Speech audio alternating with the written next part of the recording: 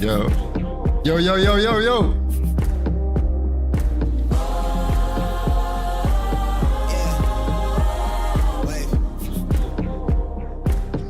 NFP, baby. Look, I'm in line with the stars. I'm in sync with the earth. 10 toes deep, flower child from the turf. I never switch sides. Like, even when I die, I'm a ride for the squad. Lot of times in the hearse. Vibe kinda hard to describe. Let's get it. Good and it's fine, but I'm tired of the grind. Then I come alive in the night to realize I'm in the middle of the time of my life. I never W in the chat. Let's go. Got a bag from the way that I write it. Queen looking Tyson. Do that I survived doing 80 to the house. Then I hit it to the sky. We're gonna go over everything. Talking to the grip and the face be still. Let that hate stuff fade. We all want the same. We all want a meal in the safe. I wanna live like I'm trying to reach enlightenment. Trail spill from my lips. Feel bent from the bip. Take a sip till I pass out. Try and get grit, but it don't make sense. Cause you can lose life on this fast route. Yeah. Turn thoughts to a cash cow. I might flip that to the glass house. I don't need the accolades. I'm in love with the chase. Yes, sir. Shout out to each and every one of you guys here, enjoying the fam, enjoying some time together. Risk it for the biscuit today. Okay, we're gonna risk it for the biscuit. We have like 15 minutes left. Right on time. 10 minutes is all I need here to get started. To make sure that we are on the same page here, okay? We're gonna have a good time, fam. We're gonna have an absolutely fantastic time here.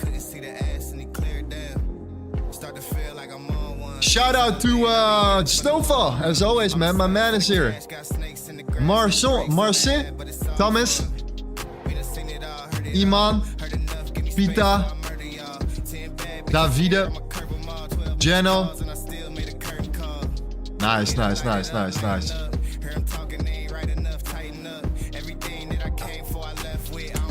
Yo, I want to risk it today. Little bit, not too crazy, not too wild.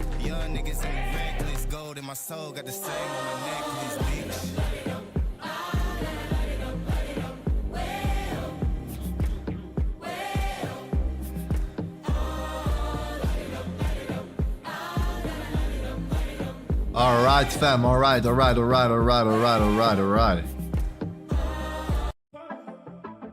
What's happening, fam? Welcome back to the live streams. If you don't know me, my name is Lorenzo Corrado. I'm ready for an epic stream today. We're gonna take a trade just before the NFP. Okay. I will give you some confidence. We're gonna go a little bit back into the charts as well. We're gonna look at it real quick. We're gonna go into the last 3 months of this year and December as well. Okay, we're gonna go over a couple of very important. Yeah, we're gonna go dive a little bit in the history books. Okay. I'm telling you why. Here. All right, it's gonna be a good time here. Actually, I cannot even wear my glasses yet. No way. We're not there yet. Okay, we are not there yet. So, gold.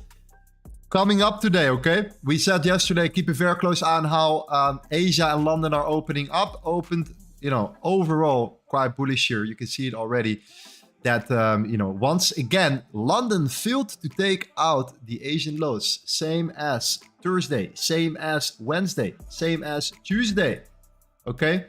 Consistently moving up here in one direction. At the same time, we know now that there is a bunch of liquidity built up below as well here, okay? So I am much more interested in looking for a counter trend rather than looking at a continuation play. All right. We're going to also check out the monthly candle. We have been talking about the monthly candle as well. And the bottom wick of the monthly candle right now, it's the 8th of March. I do think that we're going to potentially, and this is what I would like to expect here, that we're going to potentially see a bullish closure for the monthly candle. But we do still have around 22 days left in order for that to happen. So therefore, we still have plenty of time to potentially set in a bottom wick that's a little bit better, a little bit stronger than what we currently are seeing right now at this particular moment here. So what I would love to see here, okay, is some sort of bottom wick here, okay? And based upon that bottom wick, eventually to the mid-month, I want to eventually start seeing a closure like that, a little bit higher again. It doesn't have to be right now where we're currently sitting, but at least when we have that monthly candle closure coming along here, okay? Same thing.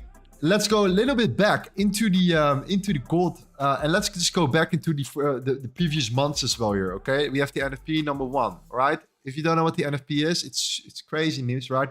Massive expansions.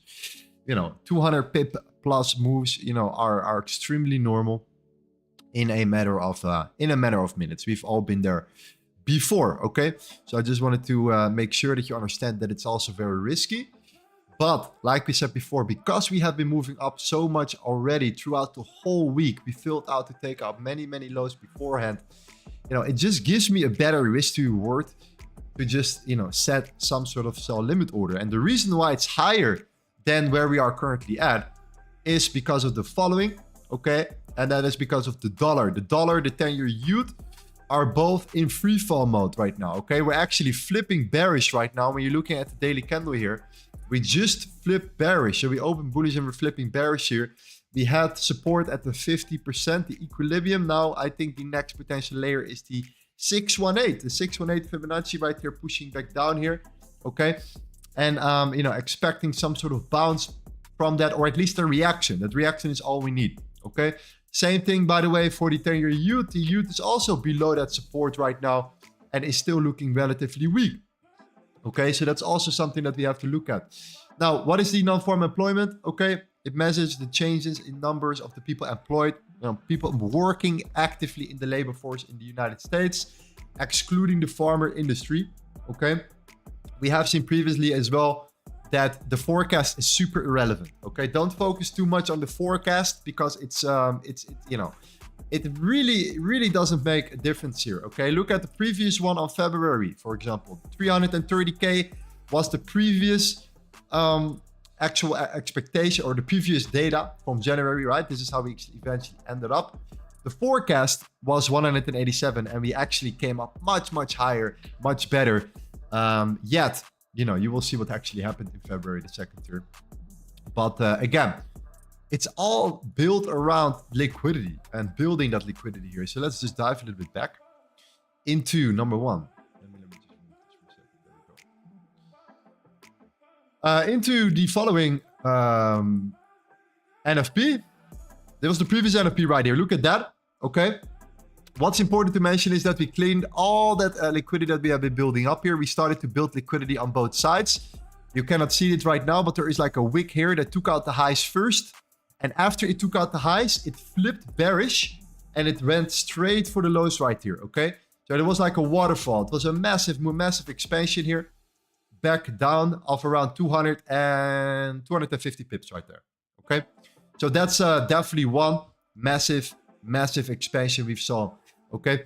London also did not take out the Asian lows here. We swiped up and then came down. Now let's go to January. Let's see where January is at here.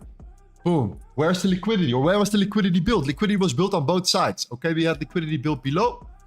And we had liquidity built at the top here. So what naturally occurred here is that we saw an expansion to the upside. And after that, we saw a sell-off. And boom, we took out. And this was also, by the way, a beautiful second trade opportunity, by the way. This was also a nice opportunity later on, where we eventually drove down aggressively. And then obviously the next day, you know, next week, we saw an immediate continuation for the lows as well. But again, liquidity was cleared on both sides here. Okay, that was January. Now, also what is interesting to see is that we have a beautiful range and we came back into the value area low of that range here. You can see how perfect it was, right? Consolidation, expansion, retracement, continuation to the downside right there. So that is January. Now, go back to December. December, where was the liquidity built? Liquidity was built below, okay? Super clean. Liquidity was driving price up ever since it was around Tuesday. We started to come up. Wednesday we came up. Thursday we came up here. The good thing about Thursday though was that we cleared already the top. That's why it was an immediate sell-off right here. We cleared the previous days right there. And we started to come down aggressively as well, taking out the lows here. So every single time when the NFP came out, we practically experienced at least a 250 pip move, or minimum of 200 pips here to the downside in many cases when price was actually driving up here. But you can see that it's driven by that liquidity again. So coming back towards this month and towards today, I mean, today is probably the craziest. This week has been probably the craziest expansion to the upside right here. So if gold continues up here, then yeah, it is what it is. I'm gonna get stopped out, and I'm fine with that, because like I do believe that all that liquidity that we have been building right now over the last couple of days, including not a single Asian session, has been taken out here. We have now 8 minutes left, and you can see that price is already driving up a little bit here. You see that this 30-minute candle right now is starting to push up. Also very, very interesting here. So that's the reason why I'm looking at the 21.75, and the reason why is because if you take the lows here, okay, from the previous day, so we're actually talking about the Thursday here, and you draw it from the high to the low, you come back to the 1618, and it's sitting around 21.75. And the reason why that matters is because we are in all-time territory, all-time high territory, okay? We do not have that data back to reflect to right now to the left, okay? So that's the main reason I'm waiting for an expansion first, followed by a reversal after. So I want to actually get you know, into my position in an expansion and then a reversal play here. You know, also another reason is that, you know, the buy stops and sell stops, right? If you start taking out the buy stops here, you then manipulate price to the downside here based upon all that liquidity that's sitting below here. You know, we could see some clearance right there, and you know, I do believe that the dollar potentially can start pushing down further, a little bit further. And also that could drive gold up as well a little bit. So again, you know, just understand that I'm not a predictor here. I'm not somebody that can say with certainty, this is what's going to happen. I will be, you know, I'll be absolutely full of shit to tell you right now. We're going to go up and we're going to go down here. But based upon the risk to reward and based upon the correlations, based upon the actual previous data and the previous charts and expansions, I'm just personally willing to risk it. All right, that's what we're doing here. If you do not get triggered in it, right, then we can always look for another opportunity. We have seen with the NFPs also from the previous months that the opportunities are still coming along later on here. So there's always a second opinion based upon the first initial reaction right here as well. Okay, so I'm not in a, you know, in a worry in case we do not get executed on our position. Then we can simply wait for the confirmations that we need, and then we have actual confirmation to look for trade setups here. But for me, it's worth it. For me, it's worth it. So ready to set. Okay. And what I'm targeting the point of control below here. Okay. You might think, oh, that's crazy. Okay. But obviously that's my end goal here. Obviously you can see also that, you know, we will have like the 2146 also on my radar. And there are a couple of opportunities left where I will start taking some profits as well if we are coming down here. Because of the fact that, you know, we're moving up, my stop loss is going to be a little bit higher. Why? Well, my risk reward is okay, is solid enough. And at the same time, you know, I don't want to get wrecked. And I don't want to be that exact sniper, that precise guy right now that's just going to go and keep a very tight stop loss, because, you know, that just doesn't make any sense when we're looking at a sell limit in that case. Okay. So that's it. I have set it right now. My entry is at 21.75, stop loss at 21.85. And, you know, my TPs will be lower, below that liquidity, of course, which is sitting at least below, you know, the 21.50 and lower. The levels actually where we started to consolidate yesterday. Okay. That's the main reason why we use the FIBs. And you can see already how good these FIBs are working here. Okay. Just to put it in perspective, you know, yes, it does have an impact. You can see every single level, the 0.382, the 0.236, the 0.5, the 0.618, 786. We're all seeing a reaction right around that particular zone. So that's why the 1.618 is for me that entry point, because we're in all-time high territory. Okay. That's it. That's it. Man. Boom. Think about your one pip. Please, please don't remind me. Don't remind me. Okay. Yeah. That's gonna be 3 minutes left, fam. Time to have some fun here. Yeah, man. You know, be careful. That's all I can say here. Okay. Our confirmations trade, our normal trades, our fun trades are gonna come. Our series trades are gonna come after. But hey, man, we need to have some fun here on a Friday. Let's get it. Up and down. That's the plan. That's the plan. Okay.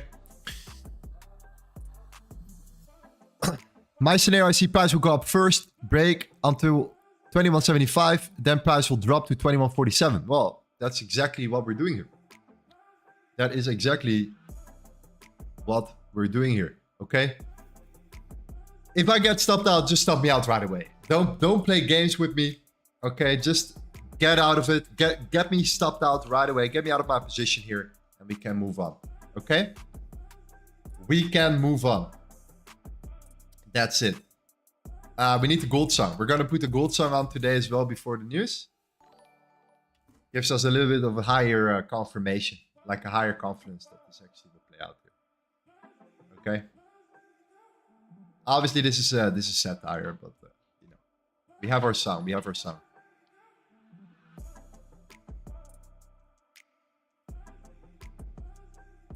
Rip the bandage. That's it. That's it.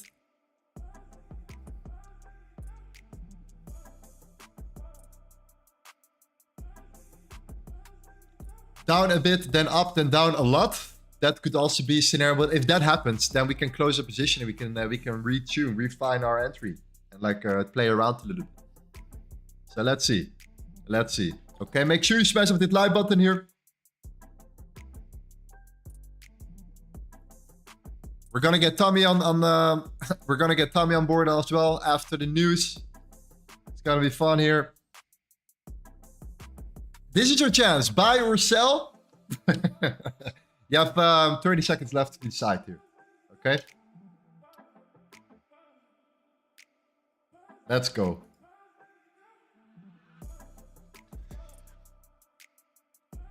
And if you're never familiar with NFPs, then you know you're very uncertain and just don't do it. And especially if you're not able to lose or willing to lose, just don't do it either. Okay. But let's do it.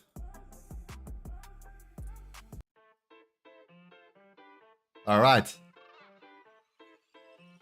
Let's go.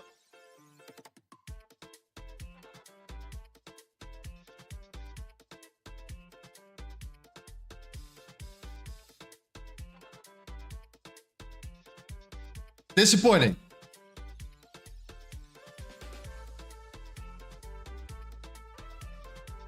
Disappointing.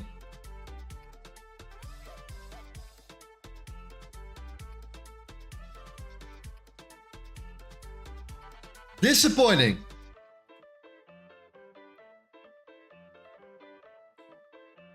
Okay, did not go right away back up. So we're going to close our entry, limit order, and we're going to enter manually. Okay.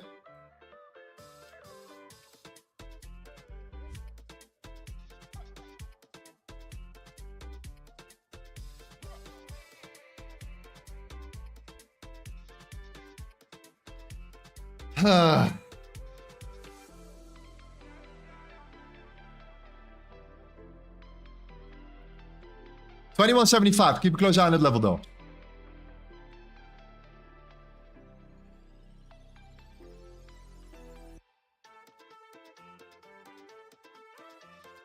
Down then up. It did not take out the Asian lows.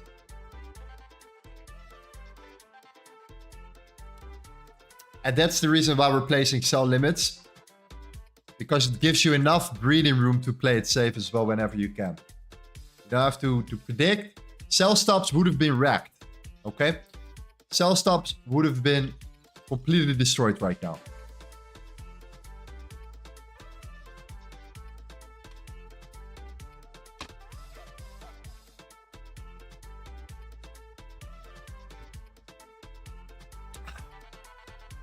And also that's why we're not too greedy.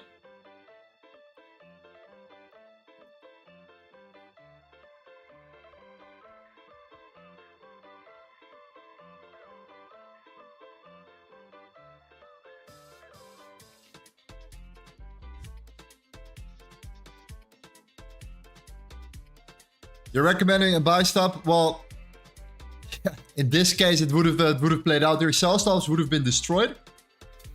But I was more in the understanding of up than down. So when price came down, then up, then it's better to get out first. It's better to get out and not stick into your position here. Okay? Makes sense. Makes sense.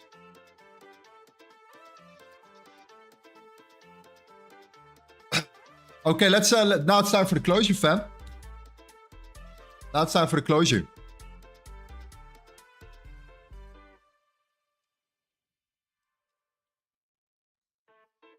Very interesting that they did not break even the Asian lows again. Okay, so hey man, this is not over yet. This is not over yet. Okay, this is not over yet. This might be able to you know, still reverse here, or even come back to where we came from. Okay, back towards the initial starting point. We have swiped the highs, okay?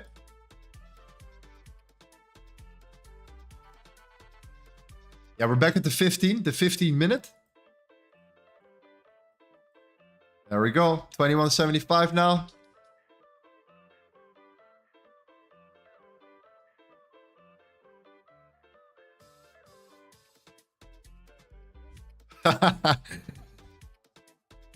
I think I called it down a bit, then up and down. Big coming soon, maybe. Yeah, we're gonna see that. Now it's time for closures. So I hope you guys know where we're coming from with these limit orders, okay?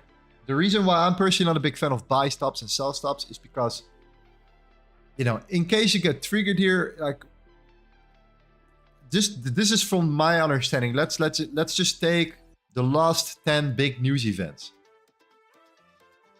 I've seen so many times when eventually you start seeing that turnaround. So you create some sort of wick and you flip it. And if you flip it, let's say I'm looking for a sell limit right here, right? And you come down and you flip bullish, then there is no need to keep your sell limit open. Then it's better to see how price reacts and price responds. If you start coming up right away, then it's incredible to have a sell limit, because if you then flip, bam, you're done, you're set. That's the main reason why.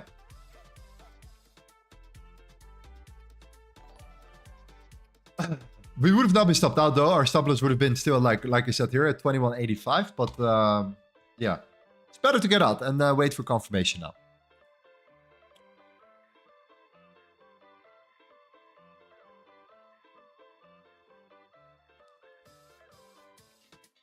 Yeah, what is the fam doing? Let me know in the chat here. Okay. Let me know in the chat here. What are you guys doing right now? Hope you guys are playing it safe here.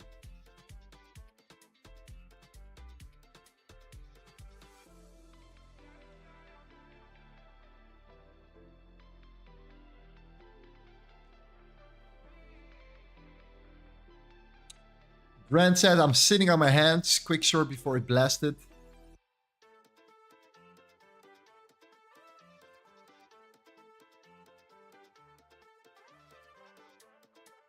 Waiting for your confirmation for trade. Well, hey, listen, we took a trade. We closed it. I hope you saw me closing the trade before. I'm super clear about that.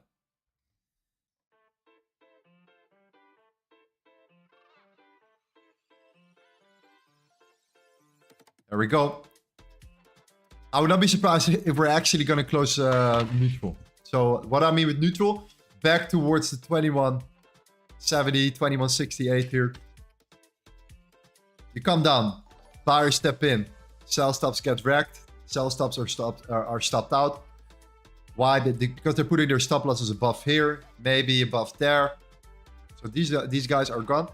The buyers right now maybe are starting to be uncertain, maybe take profit. So when you start seeing, you know, wicks on either sides right now getting formed here, then you know, a lot of people are fearful while being in position, and it makes sense why. So yeah. It's hanging around to 2176 right now. It's 2175 right now.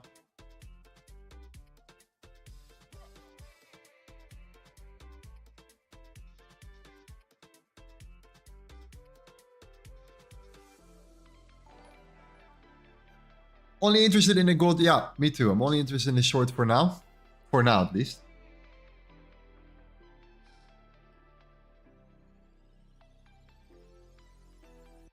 Went long, 50% of Asia range. Stop under the range, worked beautifully.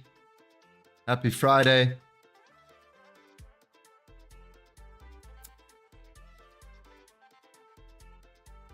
Yeah, well, that's balls, man. That's balls. That's you know, that's having balls right there. I got some balls too, but not that big, man.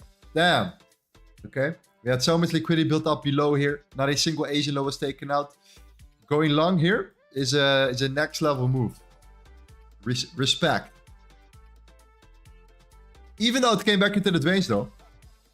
That's pretty, you know, pretty nice. There we go. Dollar is coming back, right? Like we said before, we wanted to see the dollar coming back to the 618 here. As we flipped the candle, the daily candle bearish. Same for the 10-year yield. We're coming very close already. We're coming very close to that move through.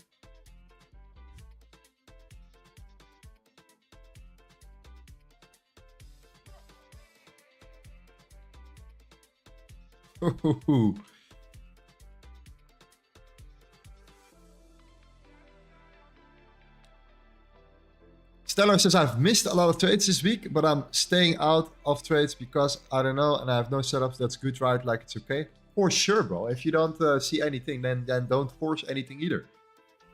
Absolutely, my friend. No way, no way. You should not do that. So good job. If you think, hey, man, I don't see anything, then, you know, unless you want to have some fun, you know, then, yeah. Otherwise, just don't get in positions now. Wait for confirmations and it will come your way. Okay.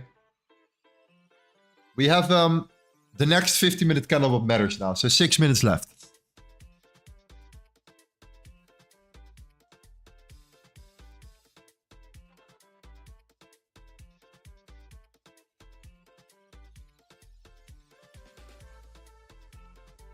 The reason why price sells is because it went for a liquidity at the pivot point. Yeah, so now we're at, yeah, again, all-time highs here. 2183 was the top. And let's imagine that we held our sell limit open here. Then the reason why, you know, 2185 was a good level is because, you know, we don't want to keep it too tight either, especially not in sell limits. That's definitely for sure here. Okay.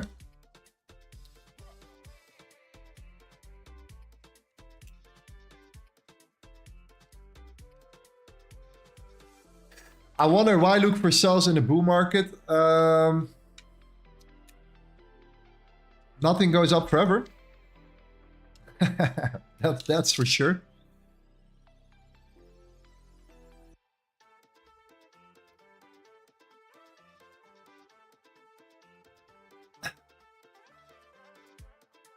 Now, I do always a couple things here. I look at the previous 3 months. I look at the dollar. So the counter trades here. How did the dollar respond here? How did the dollar open on the daily? How did the 10-year yield open? Same thing. So dollar yield correlation with gold. Gold 3 previous month history. And then I'm only working with limit orders in trading, in news trading.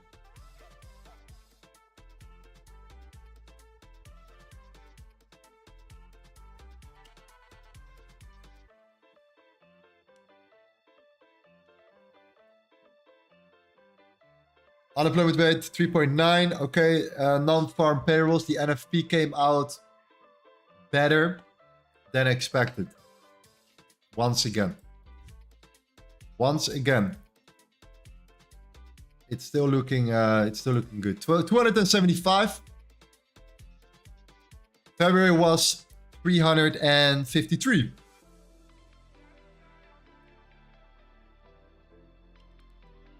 The forecast was much worse once again.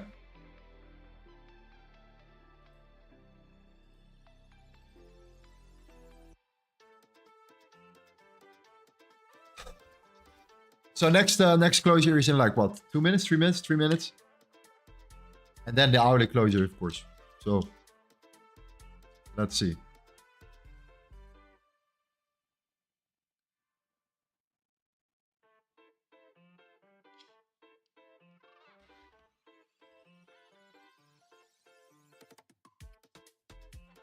Yeah, dollar is coming there. So dollar is getting there. All right. This is what I'm waiting for. I'm waiting for the 618 for the dollar, which is at 102.277. We had a nice closure around the 50 before. Definitely I've seen some confluences around that level as well. So the 618 might be relevant.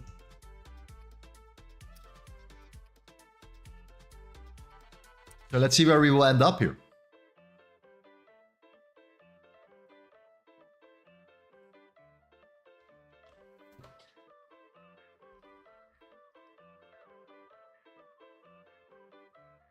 Same thing, 200 pips.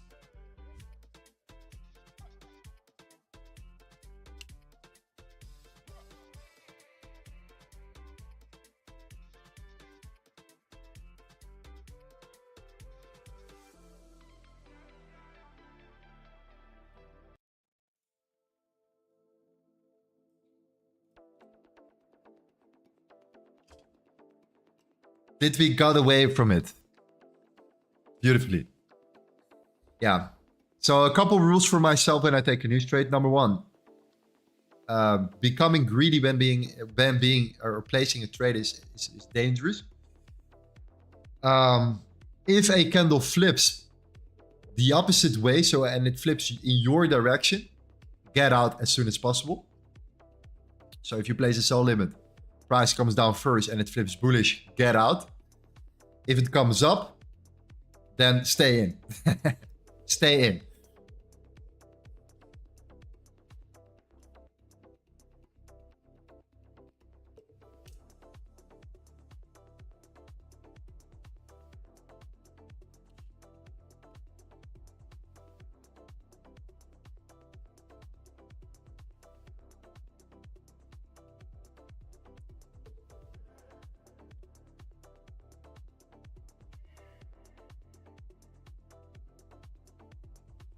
Yeah, wow, man. I blew my account. Unfortunate, man. Unfortunate. It's news. It's part of the game. Okay. It is what it is, bro. All right. We got lucky. We got away, unshattered. But hey, man, listen. This is all news related. So yeah. Now it's time for the real work. Now it's time to get back to work here. Okay. Grant, shout out to you, my man. Thank you for the support in the chat. Thank you for the support in general here. I've seen you. I think you're still quite new here. Overall, I think maybe about a couple weeks now. If I'm right, if I'm wrong, my apologies. But it's amazing to have you here, being active in the chat and doing your thing here. Great to see you, bro.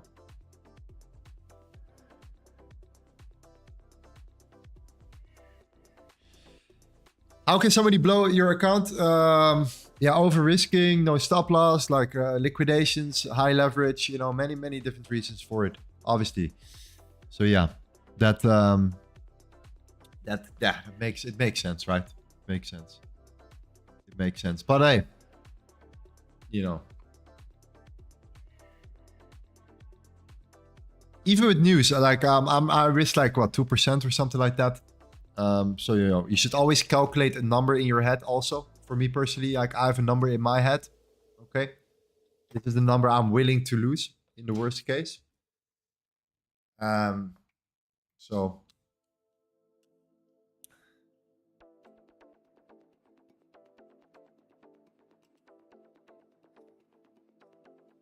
selling limitless t-shirts. Hey man, no, actually not really. Unless you guys want it, then I'll probably give them away. You know, some gear, some limitless merchandise. Okay, I can hook you up with a guy as well if you're interested in customizing your leather jacket. So you need to buy a leather jacket. You need to ship it to Bali. I'll get you the most beautiful custom-made leather jackets out there with everything that you ever have dreamed of. Okay, like an art piece. Literally, you can put it on the wall if you want to. Like it's that amazing. Okay, so I'm your guy. All right, I'm your guy. If you come to Bali at some point, like hit me up. You know, whatever you need, man. Whatever you need. You need a car rental. I'll get you a nice car. You need some places to go to, you know, whatever. You want to see some nice stuff? Fantastic. Okay. Let's do it.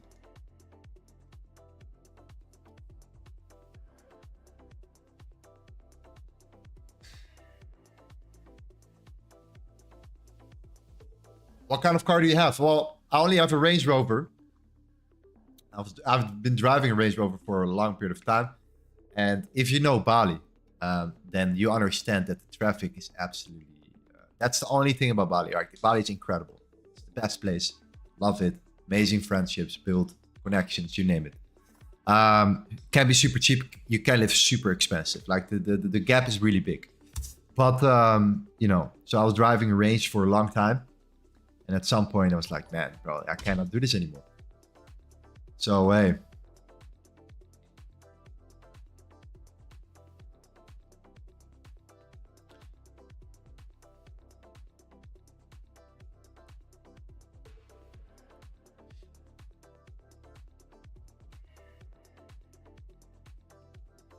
Yeah, so 11 minutes here for that hourly closure right now. You see that, you know, we're starting to slow down here. Look at this hourly candle.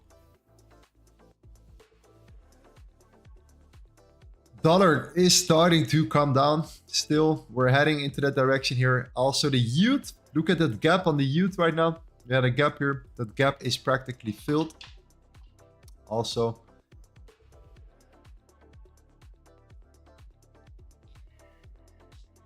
so wild here.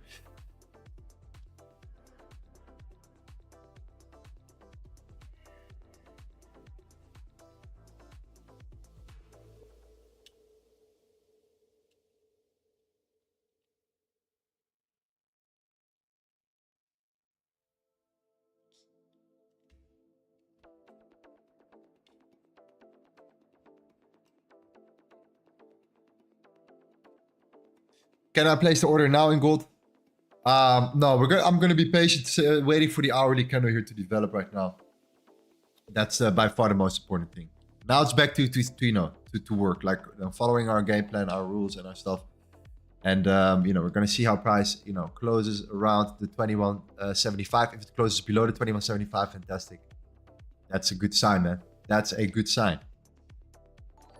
That's a good sign.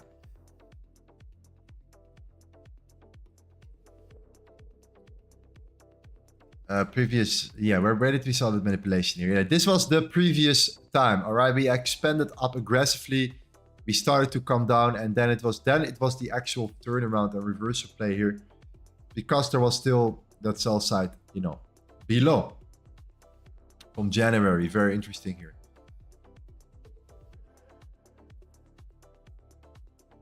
So, hey, I would not be surprised, fam. I would not be surprised if we will still pivot here at some point here in the near future.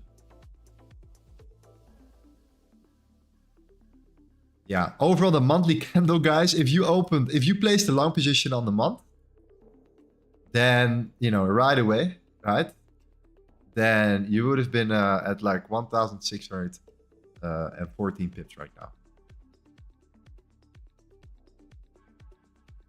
Like that's some serious stuff. And we're not even, yeah, we're just 8 days into the month right now. So like it is very, very crazy. Cannot deny that. Cannot deny that here. Okay.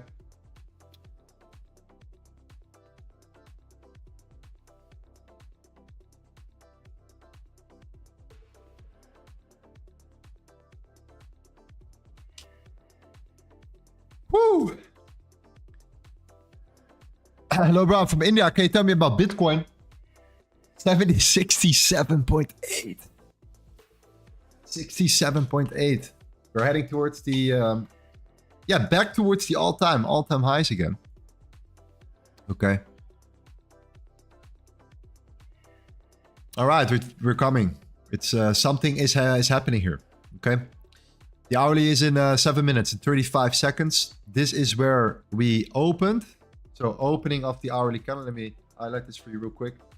Opening hourly. Right there. and we are starting to drive further down.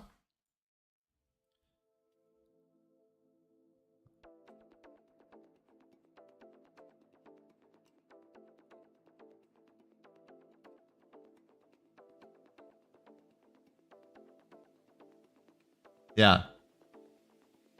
Yeah, there are also guys that are just like, okay, I'm gonna just try to catch the top and then potentially sell into my position here.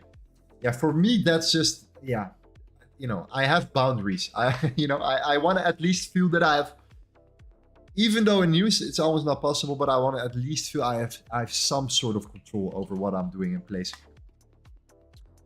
So yeah.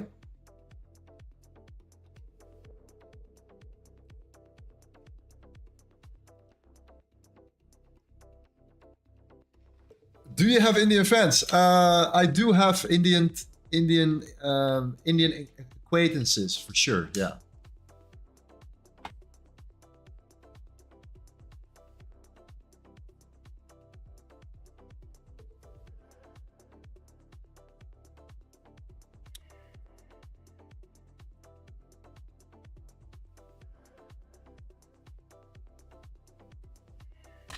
Oh.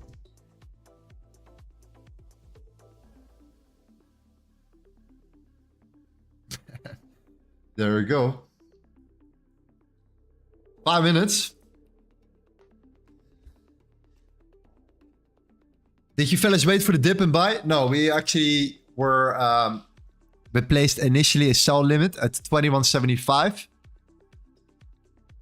And what we saw was that we opened bearish and we flipped bullish.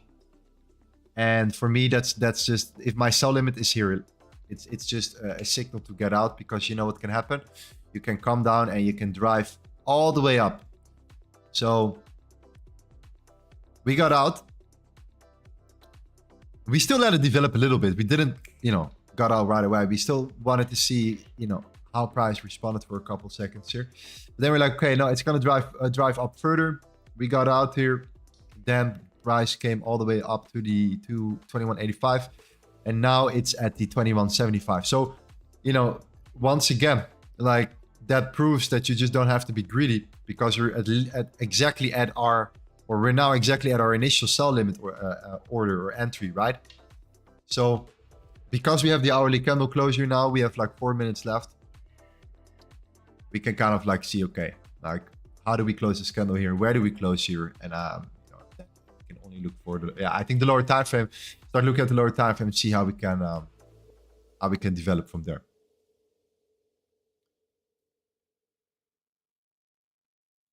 Yeah, but I'm very aware of the monthly candle and just the way we have been, you know, pushing up here at the start of the month.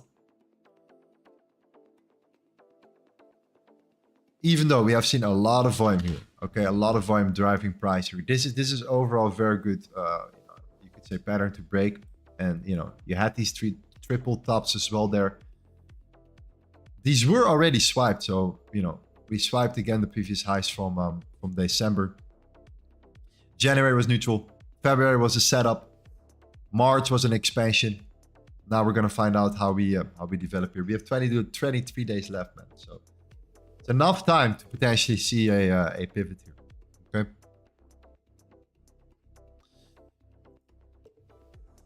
Then your yield filled that gap. So that gap here is key. And for me, it's super important. Why? No, we all know what kind of happens after a gap fill here, right? You know, we don't have many of these gaps. These gaps are filled. You could see a reaction. And yeah, you can see now that after that happened here, the yield responded right away. And it's now kind of like, you know, we're waiting for that closure as well to happen there. But, you know, if the yield comes down, then yeah, this tends to go also in gold. Stock market, gold. And then compare this with the dollar index as well, against other currencies. And you have pretty solid overview of the strength and weaknesses of the commodity sector and the currency sector and the treasuries, of course. So yeah.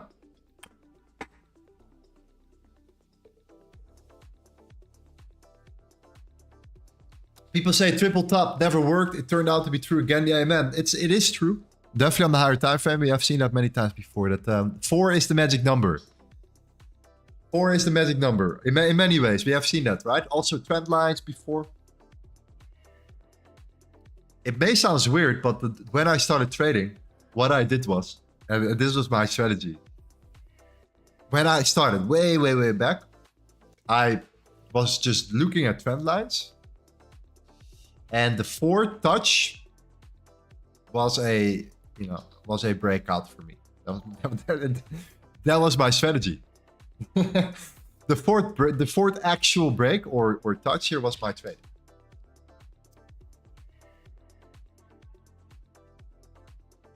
Man, did that ended up very well.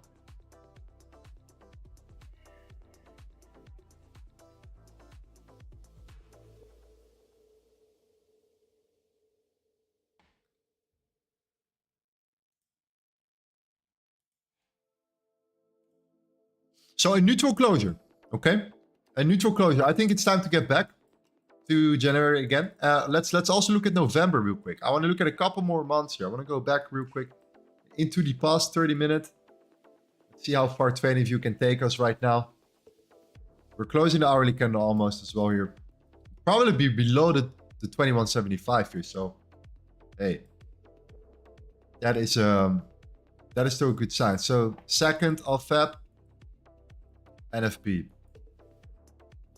Not much. January.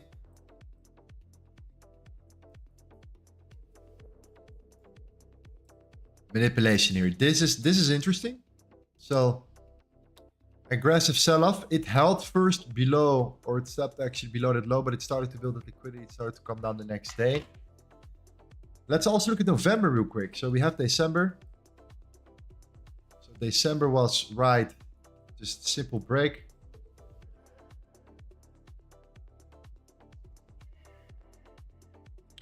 And what is the next one? The next one is, and I need to see exactly what date it was here, the November 3rd. November 3rd, okay. Let's go to November 3rd. Aha. November 3rd. Liquidity was built up here. This was the NFP right there. It swiped the highs and it started to come down. And again, it started to come down eventually here, and it did not came back up after that again. It did came back into the Sunday open at that moment. So the Sunday open was a nice reaction initially. Also, of course, this previous high that created a lower low. And of course, once again, a massive liquidity was built up below as well. So that was November. Okay. November is same thing. So pushing up aggressively, closing eventually lower. Consolidating for a while. I have to say for like 2 hours. Then, the regular market came back.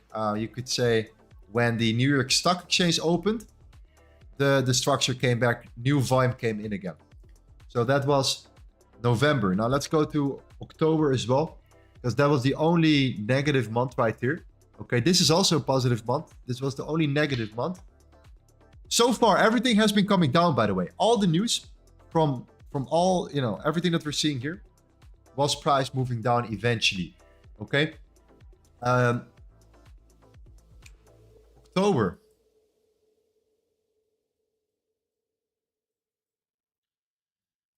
October 3rd. That's the last thing we're going to check out here. October 3rd. Aha. Yeah. Okay. This was, we all know what happened here. We traded this one. This was that massive long expansion here. We got into right here again. And we swiped the lows, manipulated the lows, and then continued up here as well. A little bit of different stage. We were literally consolidating the whole week. And the problem here was also that we had some issues with, there was a war, right? Israel and all that stuff as well. That was right here. So, that aligned with the NFP. And of course, that drove gold also significantly higher as well. The timing was insane, by the way, because the markets were closed when it happened. So when the market then opened on a Monday, You saw an immediate, you know, immediate pump. An immediate pump right here. So yeah. Interesting stuff. Interesting stuff overall. Okay.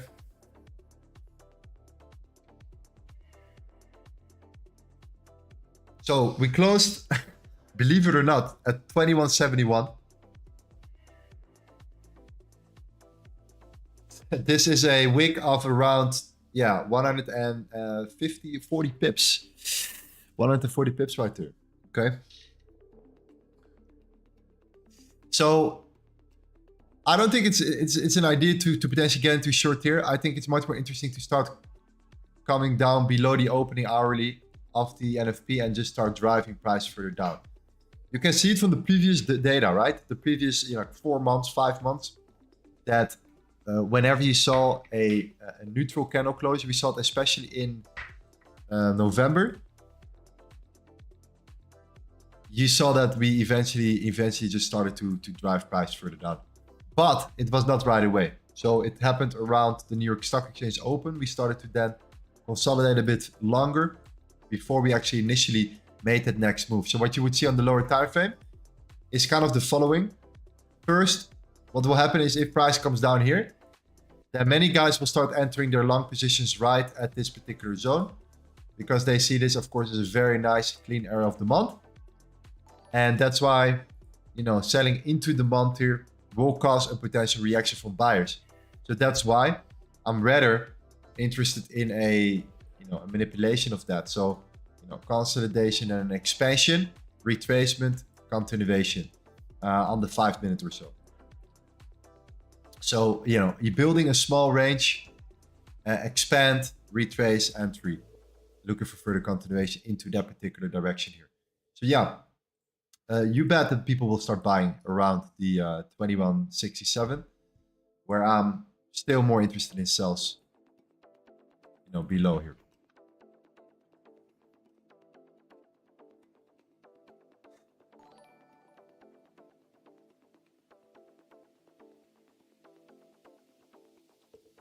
For who has been this the first NFP?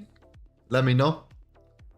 The CPI is also, you know, it's very, very similar. It's the NFP, it's the CPI, it's the FOMC, right? These three are like the main drivers. With the FOMC though, we do have a little bit of a lagging period, and that has to do with, of course, the speech and everything that's you know, involved as well. Because anything he says can have an impact on the market, whereas, you know, this is relatively straightforward.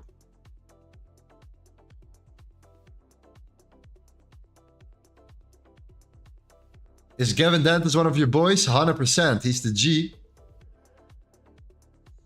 He's my bro. He's actually the co-founder of the Limits Trading Academy. He's doing so much behind the scenes, you have no idea. But if you're talking, if that's a question, if you're talking to Gavin Dantas, make sure it's the real one, because there are also fake accounts of him as well going around. Okay. Fake accounts of me, Thomas, Gavin.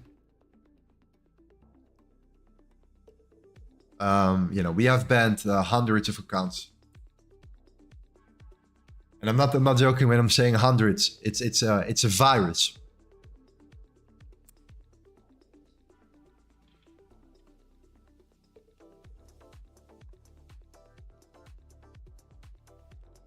What's the next trade? We just explained it. So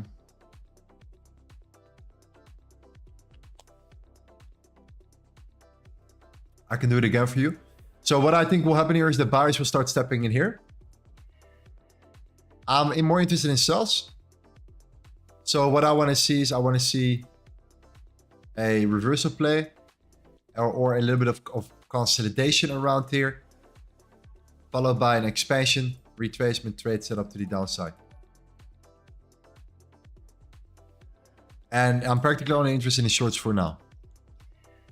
So yeah. If you start driving price further up, we will reevaluate around the 2175 again. At the same time, let's see what actually happened in these two candles. Yeah, so most volume was traded around the 2179, 2180. Anything above the 2180 is, in my opinion, continuation. So, you know, this is a key level. I will use this as a tool of reference. But I doubt, to be honest, that we're gonna get there. But who knows? We will we'll mark it out. For now, I think buyers will start stepping in here.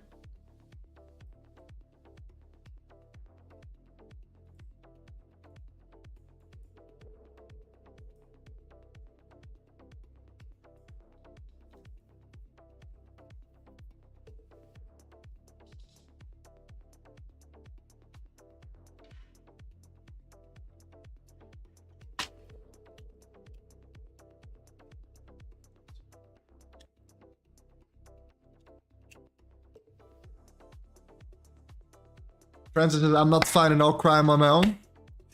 Bro, number one, be careful with trading news, right? Make sure you have a plan. Don't enter randomly. Never over leverage. Put a stop loss. When you're taking risk, know what you're willing to lose, okay? You're a big dude. Step up your game. No time to start crying right now on your own, like you said here, okay? It's time to get yourself together, get back to the work. Or literally get back to work and start stepping up your game right now. And that's it. We move on. We continue. And before you know it, you're back on track.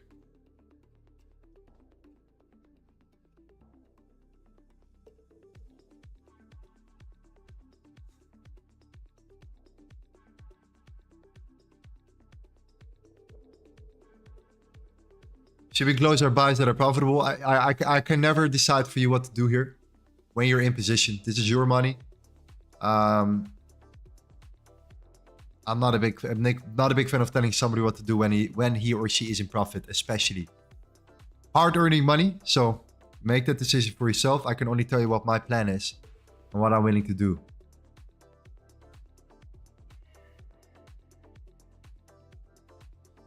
Overall, we're starting to slow down here. You can see it. We are starting to slow down. We have swiped the highs here. Good that we didn't keep our sell limit open, otherwise we would have been stopped out. Just stopped out, and then after our stop out, price would have been reversed to the downside. So, you know, another thing, never get too greedy. So now it's time to wait and see what we can do here. Of course, the people that are long are probably break even as well here. So if you see that people are stepping in long here, they're putting their stop loss on break even. Now, most likely the people that are break even right now are out of the market. So what you're going to see, if somebody buys their position and they stopped out on break even, that means that somebody that's buying initially is selling it to somebody, right? That's selling. So it's always buyers versus sellers. So that's why you're seeing a reaction from it. And that's why you're seeing now price pushing up here, because I think that we just came to that, like a critical level where most people are exiting. And therefore, that does not necessarily mean that sellers are heavily stepping in. It's just that people potentially are closing their positions as well. So that's why, you know, I am, you know, it is interesting. It is interesting.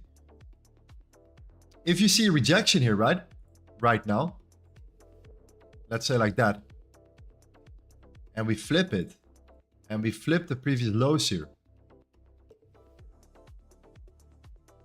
yeah, then I might be able to take a short, man. Short like this, stop loss above the, like above the 2170, yeah, 2177, and then still target the lows. You know, starting with the Asian lows, by the way. Something like that.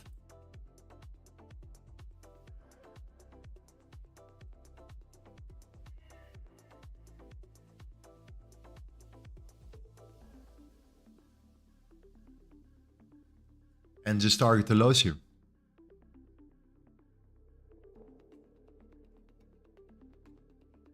That could be new. That could be nice. That could be good. Let's see.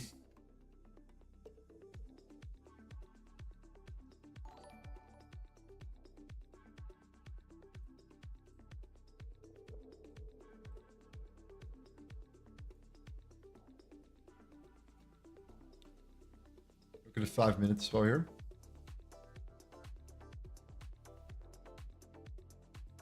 But you want to flip it, right? Because many people got out of their positions here.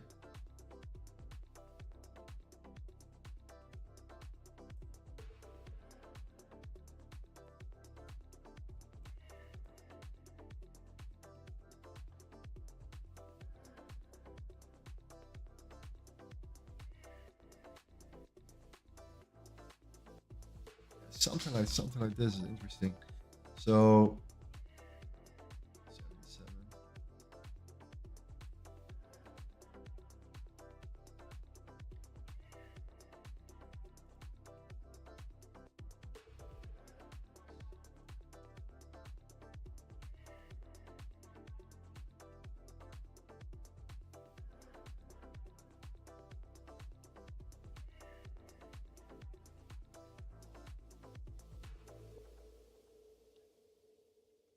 Yeah, that flip, bearish flip here is for me a potential trader, fam, right now. We're heading, and like the first target is of course that wick.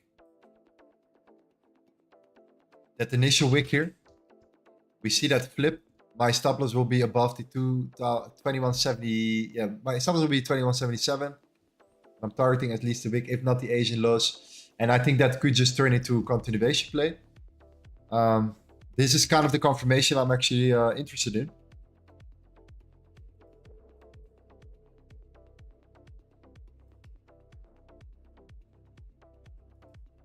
So let's see if we're able to flip it.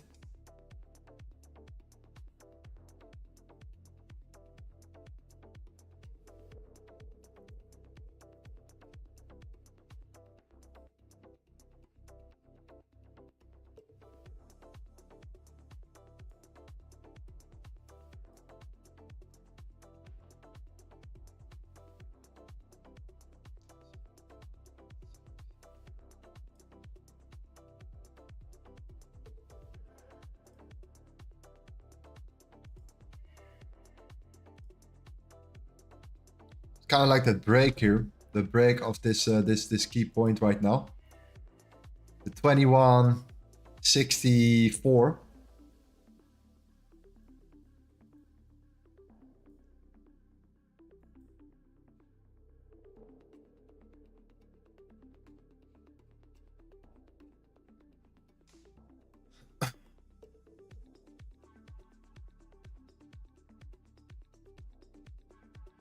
Look at the 10 minutes as well, nice.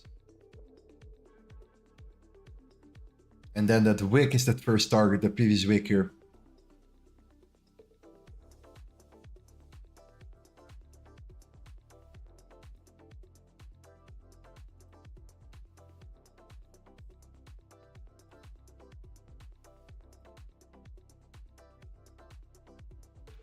Two 2164.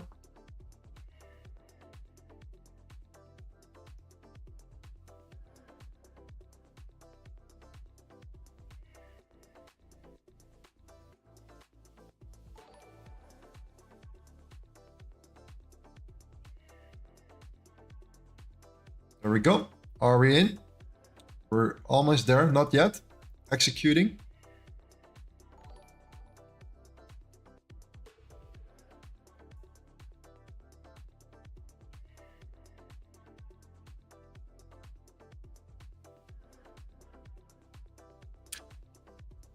We have not broken it yet. We're still on it. You can see it. I'm talking about this candle right here. I want to see this bottom getting broken.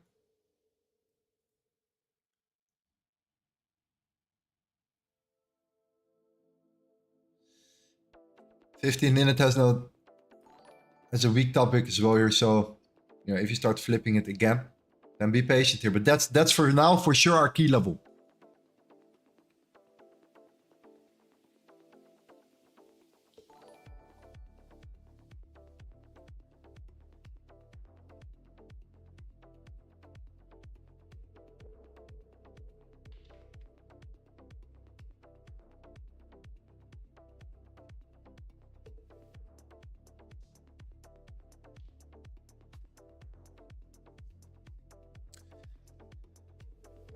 Wait for 9:30. Yeah, we have the New York Stock Exchange open soon. The closer we get to it, yeah, We will wait for it.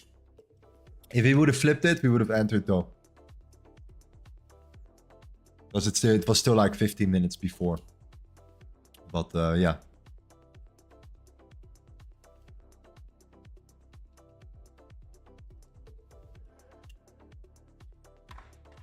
So the 2164 break.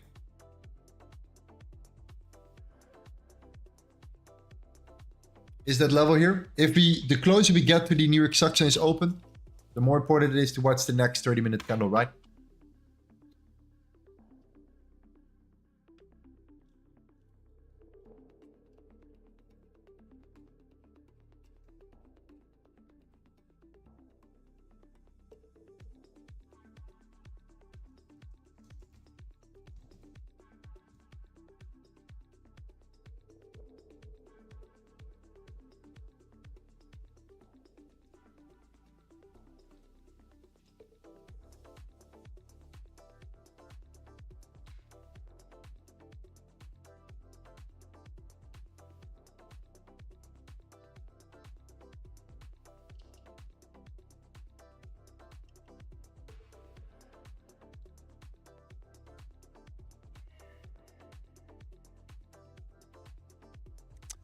Good morning, Lorenzo. Isn't it dangerous to leave your account exposed? No. No, it's okay.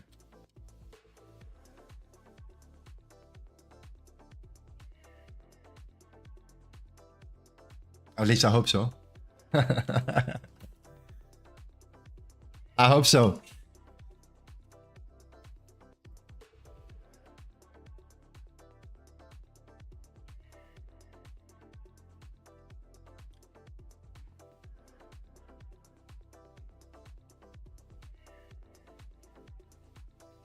So, what I want to see is something like this.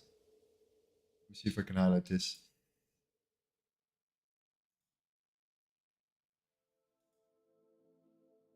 Somewhat of like a neutral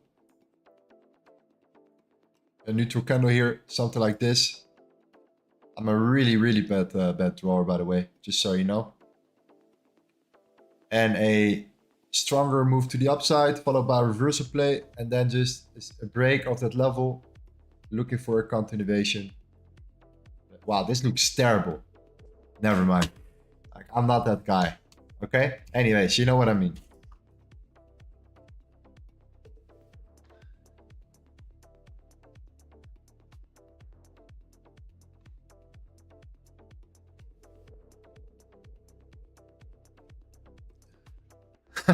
It's crazy. Man, I'm also left-handed, by the way.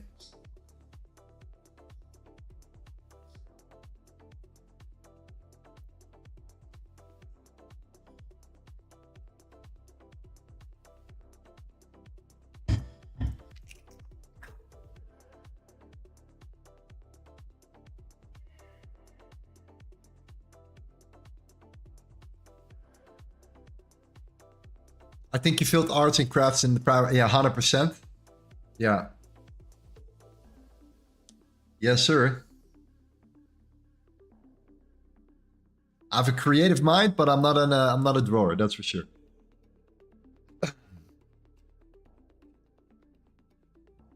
When I was younger, I had like I was left-handed, right? So I was like, okay, I was always drawing, and then my whole hand was full of ink. Every single day it was over my clothes and everything because I was drawing, and then I was just, you know, destroying my page. So it was always a problem when writing.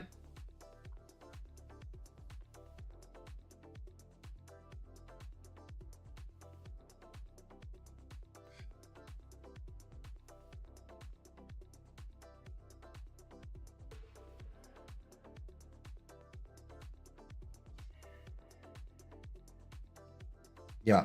So what I actually think is happening is that what people here are interested in is actually looking for buys right now. Not sells, actually. I'm actually more and more, you know, let me look at the day today. So today is, this is where we started the day. Yeah. So a lot of volume trade, of course, around 2167. So let's go back to the 15. like right here, beautiful. You see that buyers are willing to step in and protect the point of control, the area where the most volume has been traded here. If we see a closure below that and we have that break, then I'm looking for a continuation to the downside here.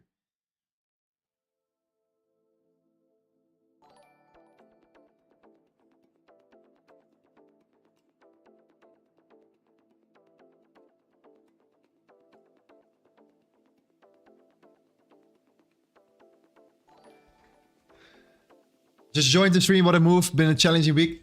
Yeah, either you made a lot of money this week or it was very, very complicated.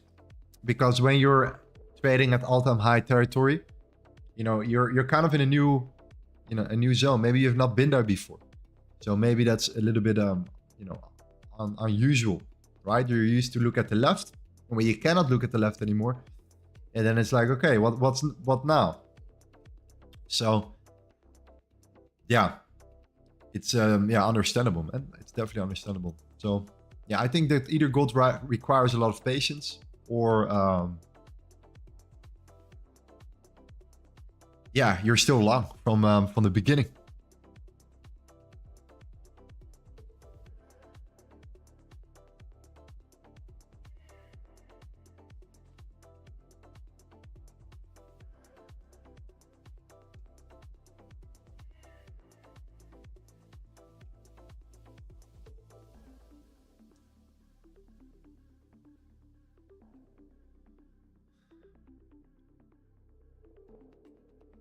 Can anyone give me money to trade? But people are actually like willing to ask this, like, you know.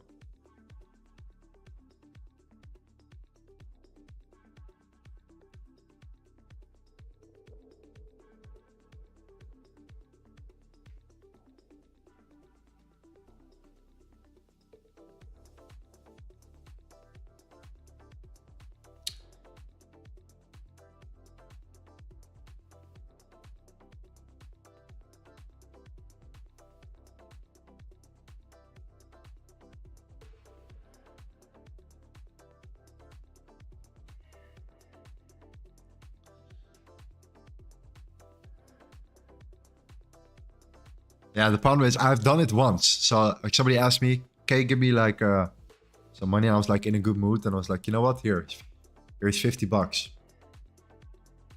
And then yeah, you can guess it already, right? My whole inbox started to fill up, and I was like, "Uh-oh, that was not a good idea. That was not that smart, actually." So yeah.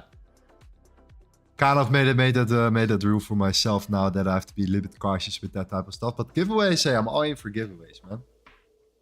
All in for giveaways.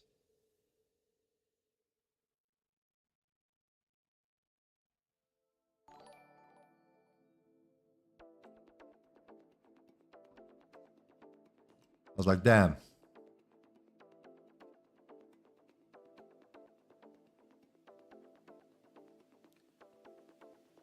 Trades by Javin says, bro, I keep getting scared and I'm not taking any entries. Been doing this all week. I can actually get it. With gold especially, I can get it. It's not been an easy week for many individuals here. Okay? Absolutely not. Absolutely not. But yeah. It's a great learning experience though, right? I would definitely set tomorrow or Sunday if you guys have some time off. I would definitely like look back at gold as well and just look at, you know, how price interacts at like the all-time high and like how it actually, you know, did what it did here after it surpassed the 21.45, 49 or something like that, and how it just interacted the last couple of days, because it is an interesting thing to learn and to say.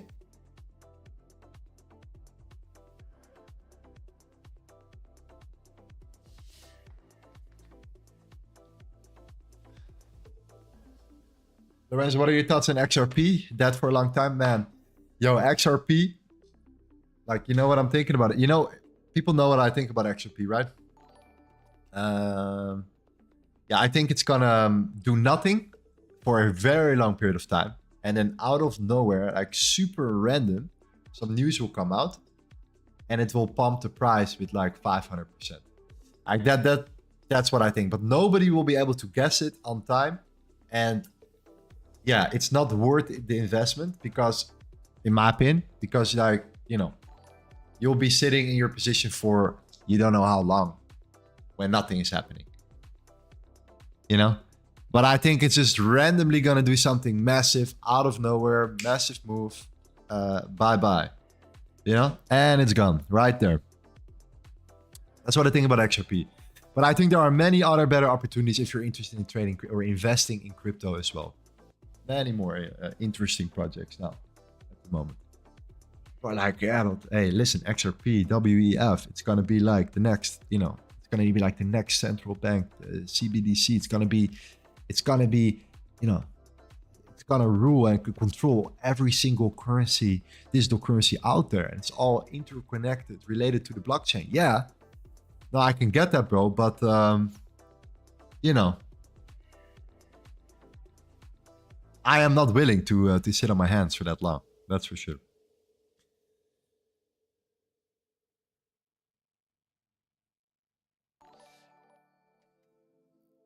Okay, give me the name of the indicator about session that you're using on your chart. That's the LTA, Limitless LTA Concepts. Okay, it's a free indicator that we have created for you right there, my friend. You can get it as well if you want to, right? You can get into our Discord and you can go to the announcement section of the, not crypto, by the way. The announcement section right here. And you click on this link.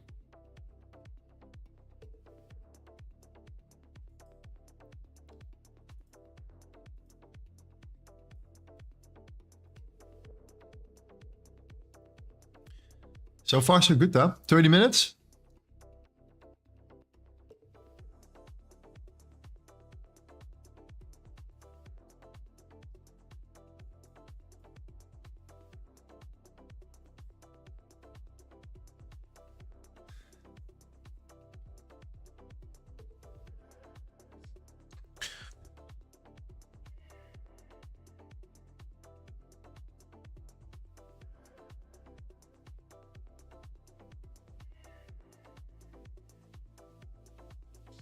Okay, please suggest. I'm in a trade opened in GU with a lot size of 0.57. Now it is in floating. Too much. Should I close it? What is your prediction on GU?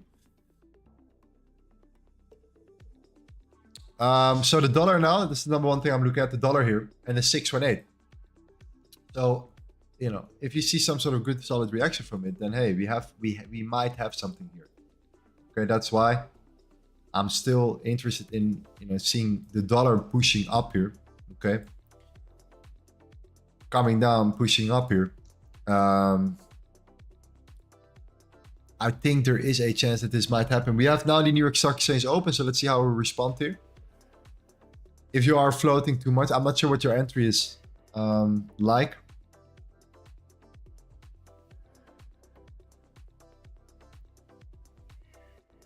To be honest, so yeah, do take that in consideration. Or let me know where your entry exactly is, then it makes more sense. But yeah.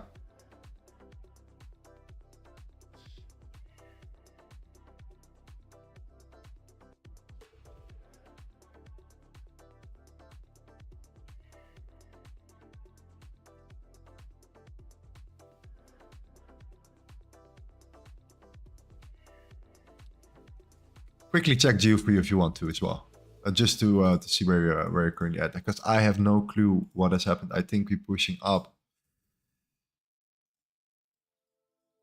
yeah, quite aggressively. Okay, so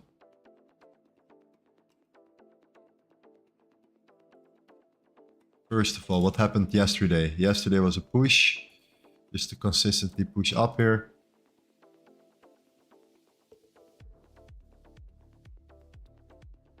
Daily is starting to reach its resistance though right there. You can see that zone, that high.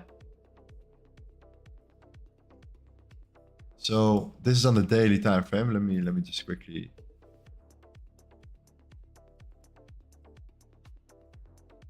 There we go. Yeah, you're entering the 79. It is an interesting level. So I'm not sure how far or how much room you have. But the 129 is an interesting level to look at. It's a tough one, man. If you're already in like a drawdown now, it's a tough one. It's a tough one. Because you could see a reaction here and turn. But I'm not sure where your entry exactly is either. So yeah, I like this though. I do like this from gold right now. I do like this.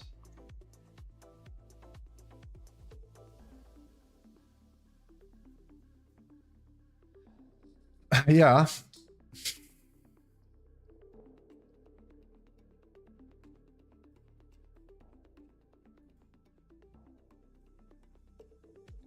I do like this. If you break though. And why as a open as well here. It's also behind us right now. News is behind us right now.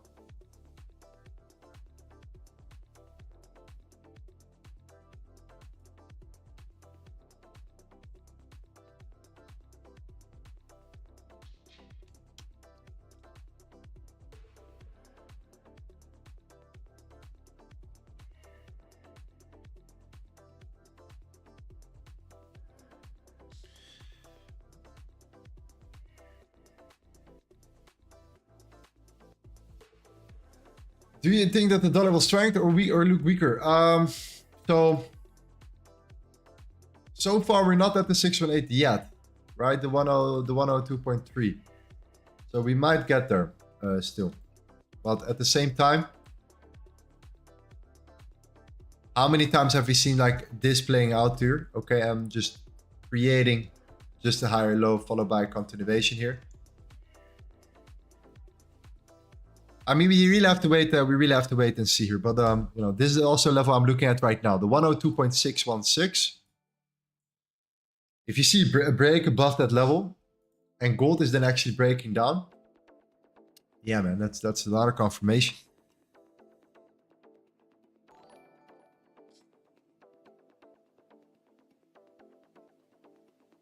You can see that that sellers are willing to step in here. Buyers are willing to protect the 2165. So anything below that, I think sellers are in control and we can look for continuation here. And then the first target would be, of course, that wick fill, which is like it's a pretty decent move still overall.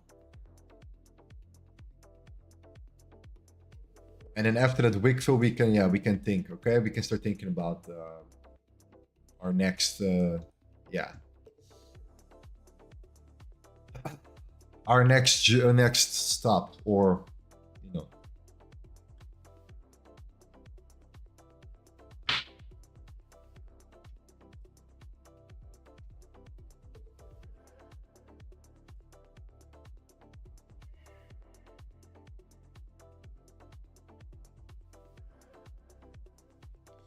Eric says it will be mad to see the monthly candle come all the way down to the beginning and make a bottom wick. Man, that would be absolutely nuts, bro.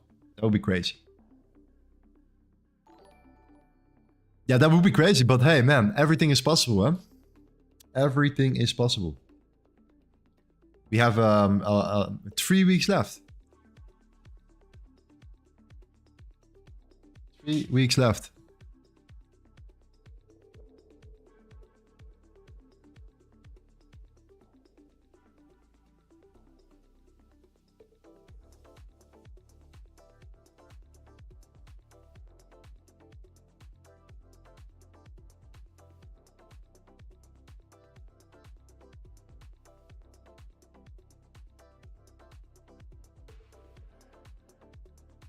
All right, we're moving. I like that. 15-minute as well, aligning nicely. 30-minute, aligning nicely.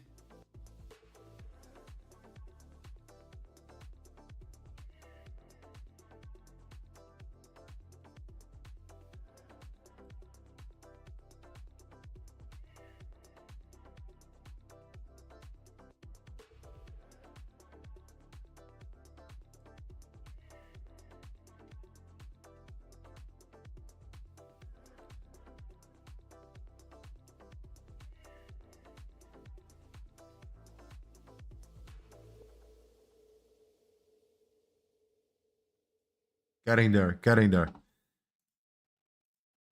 Dollar pushing. So the alignment is there. Let the dollar break the high, soup.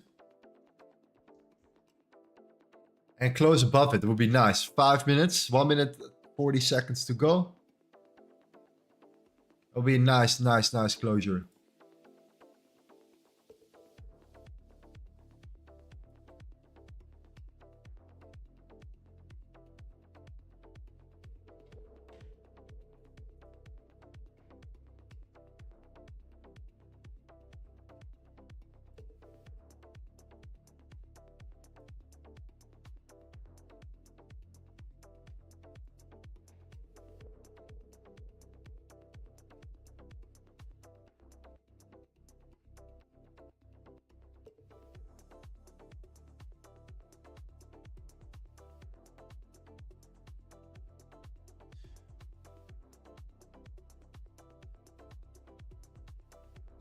What's the move if it what's the next move if it fills that bottom wick on the 1 hour candle?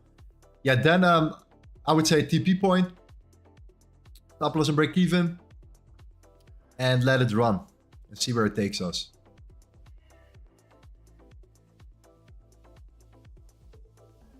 Like we will wait and see how price develops there, but if we can go to the bottom wick, then yeah, definitely that would be definitely very good overall here. 10 minute, 15 minute, 30 minute, 1 hour.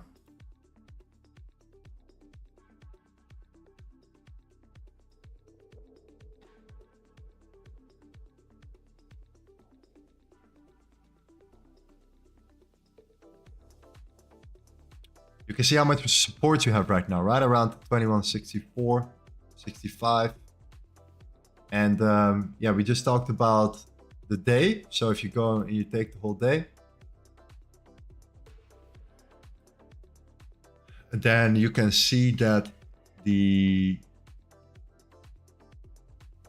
loading. There we go. Yeah, there we go. That this is the exact level where the most volume has been traded the whole day. So it's exactly at 2,167.5 on a Wanda. So a closure below that, fantastic.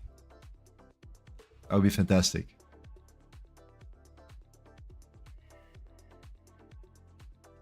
Why didn't you enter on the rejection on the range formed during news volume?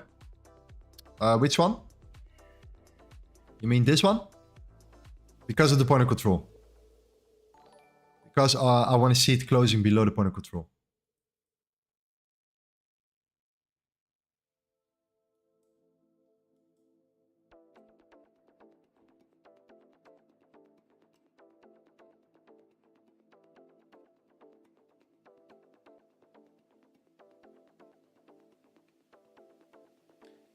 It's holding very strong here.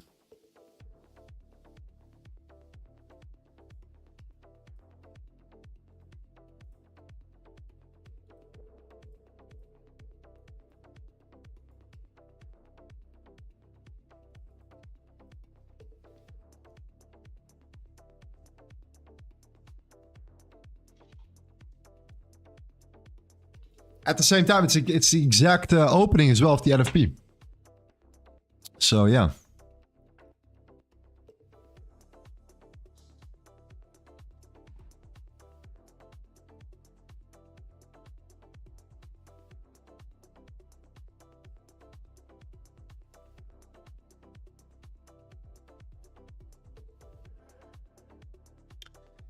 Hey Lorenzo, what's your dream car and why? Man, if I was in Dubai, I would have already had it. But that would have been the Ferrari 812 Superfast GTS. Because of, you know, it was always my dream car, like from the beginning. Like classic, just no crazy, you know, modifications, just, you know, nice and dark gray, clean. Yellow interior, yellow brakes.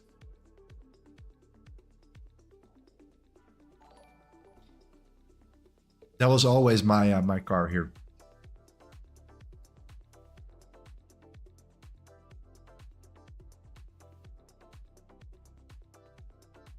It's in my opinion also the perfect hybrid between sport and like casual.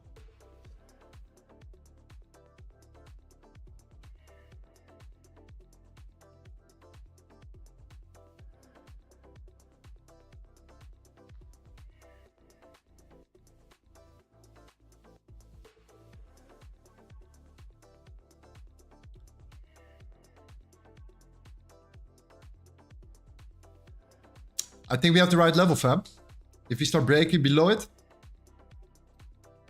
or we getting manipulated right away, but you know, you can see how strong it's holding.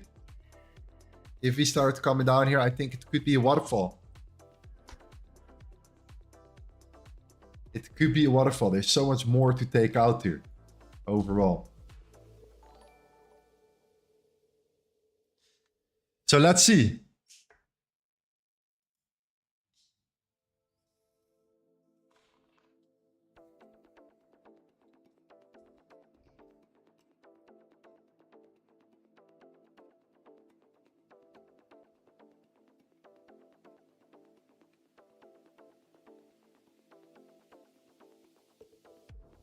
Okay, have a look at the dollar. Yeah, the dollar is borrowing. Something is borrowing here.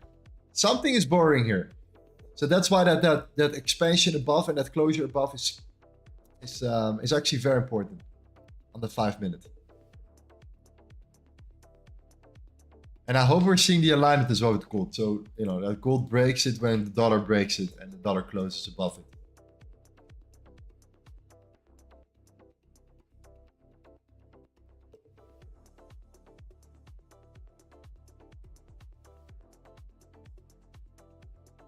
The idea will be, of course, that you come up and you come down. But yeah, there is nothing in trading, you know, we cannot only play the ideals because then it would be very, very hard sometimes. So therefore, I think the confirmation of the dollar and the gold will be perfect. But yeah, shorts below the 2164.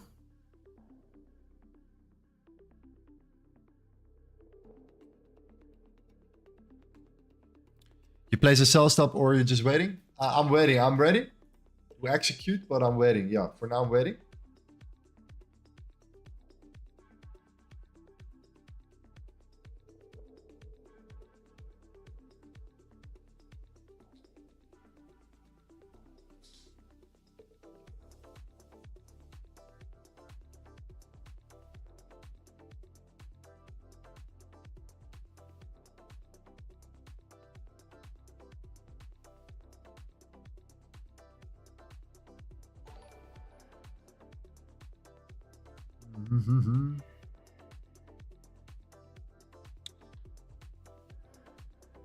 See how good, the good thing is though, the alignment with the dollar is amazing. So we can use the dollar index now as well to just give us that extra confirmation when we're looking for the entries. The execution bedoel ik. Let's see if Tommy is here as well. Where's Tommy boy? Let's see if his light is blue. If he got his glasses on today. We're gonna find out. We're gonna find out. Hey! Hey, Lorenzo, what's up? What's happening, bro? You doing good? Amazing, man. How are you? The NFP.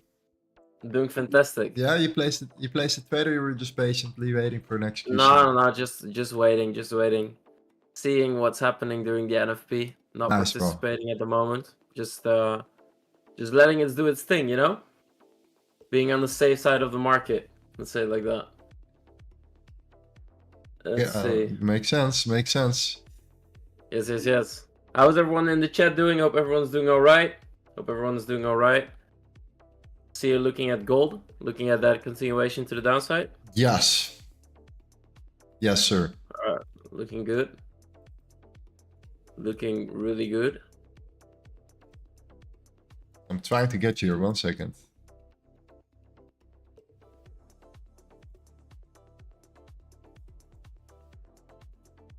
Oh.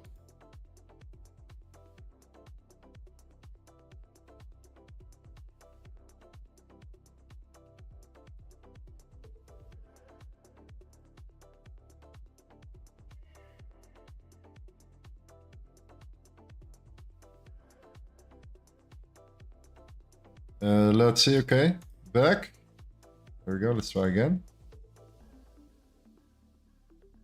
Yes. Oh no, not really.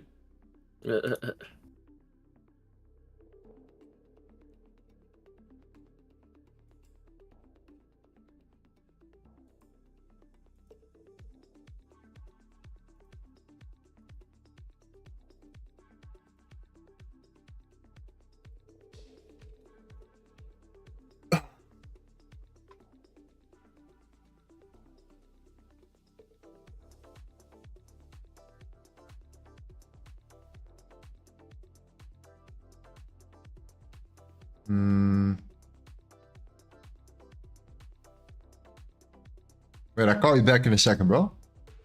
Sounds good.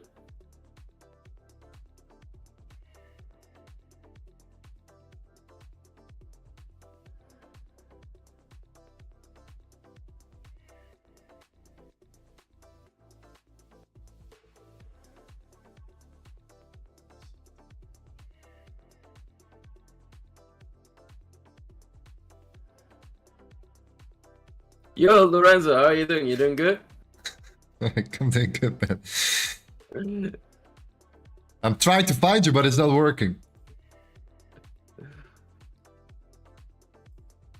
It is not working. Let me see. Take two.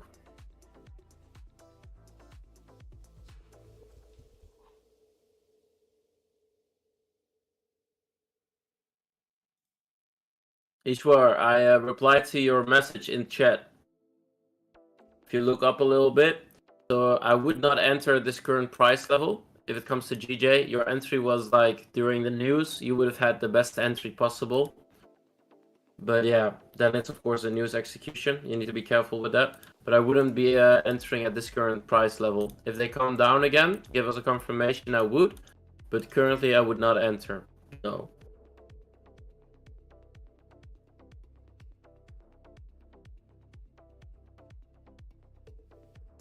Hey, where am I? Yo, Matthew.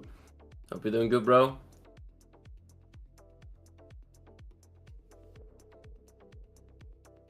All right, there we go. Yes, sir. All right, awesome. Thomas, your GJ pair, please. Can we have a look at it? If it's good to enter. We got a question from Iswar Patidar. Waiting. Yeah, I just Oh, that was GJ. Yeah. Okay, fantastic. Yeah, correct. Fantastic. Yeah. Awesome.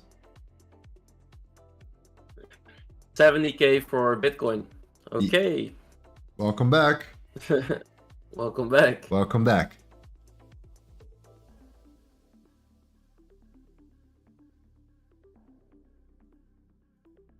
Welcome.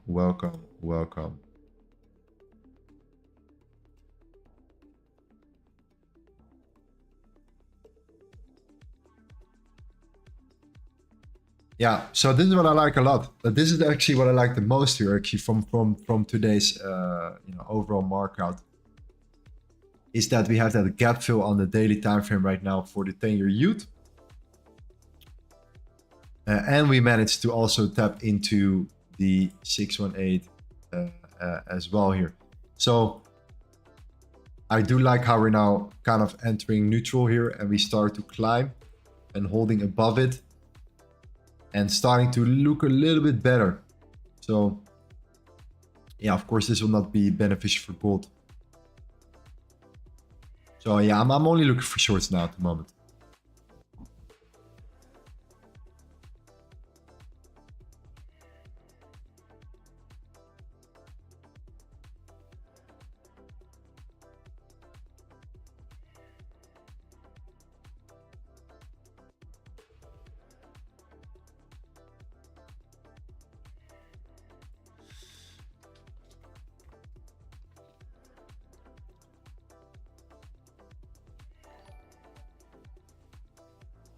Yeah, I fully agree on that, Lorenzo. I really like gold as well. If you look on that 15-minute candle, opening up without a bottom wick on it.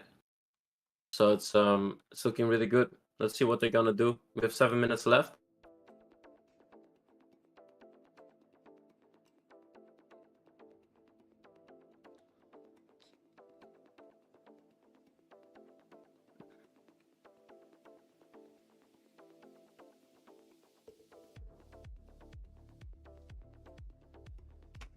Yeah, so the opening hourly is at 21.65. We're now back at 21.71.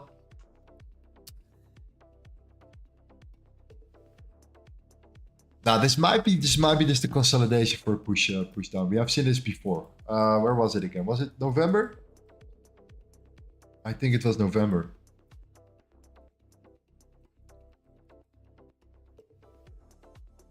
That's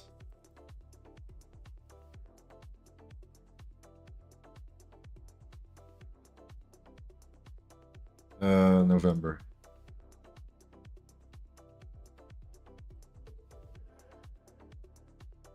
Yeah, November. November indeed, yes. So expansion up, wick down, expansion up, pullback.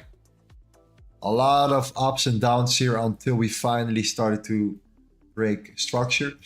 But the candle break, or actually the actual break, is the following. That's sitting right there. So let me remove the sessions real quick here. And the LTA. And let's go to the hourly. Because it happened around the hourly. I see it already. So November. There we go. Then the first closure below the opening here was a sell-off. So that first hourly candle closure below was a nice expansion. One more push up and another expansion, another break further to the downside here. So down, up, down, consolidation, break, closing below the opening price of the NFP, pullback, continuation here, targeting of course all the liquidity below in an upwards trend. So yeah, let's be patient, fam, and let's see how we develop here. But the opening is important. That body closure is super key here. Below, yeah, this zone here. So it all has to do a little bit with the timing. Like, what is actually the timing? Let's say we break it. Like, what's the timing? What time is it? Like, are we very close to like a candle closure on a 30-minute or the hourly or something like that? If that's the case, then that's important. If it's somewhat in the middle, then yeah, I think we can just take it right away.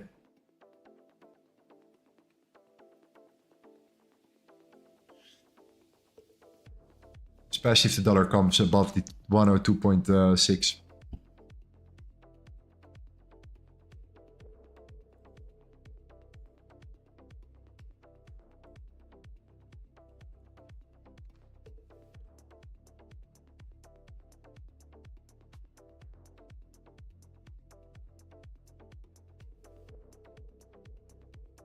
Yeah, Nasdaq is also pushing really, really hard. Yeah, Actually, man. insane.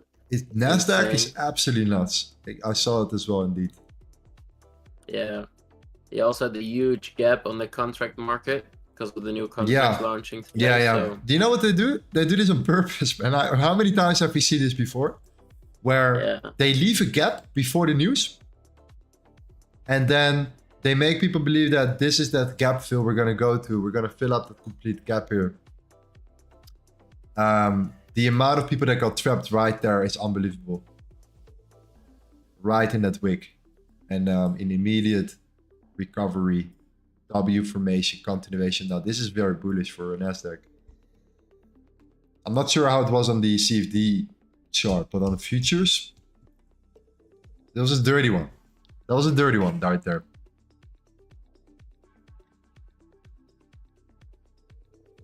Yeah, thinking about the fact that we took that trade here, by the way.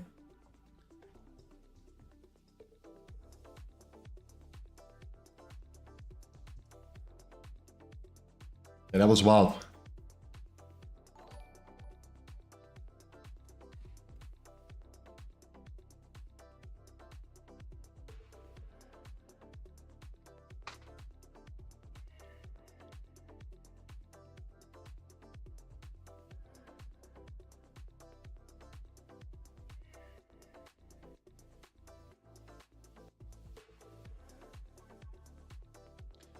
Chris Jr. says, I told you guys gold will fall, then swipe.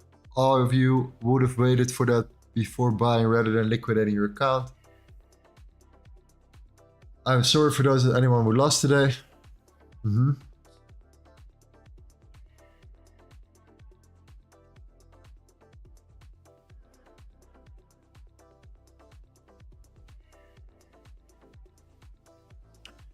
Simon says gold and stocks are anti-dollar investments. One go down, the other go opposite. Yeah, you can see that now. We're very, very clean with the 10-year yield as well, indeed.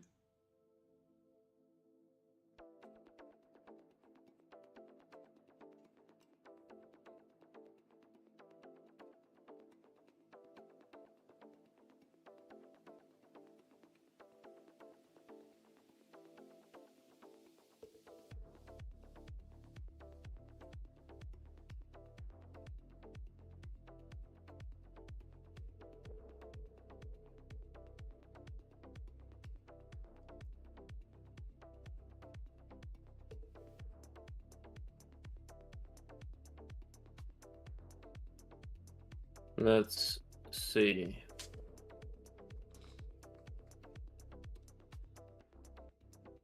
Lorenzo, any long-term crypto investments? Check out Domi online and make your own decision.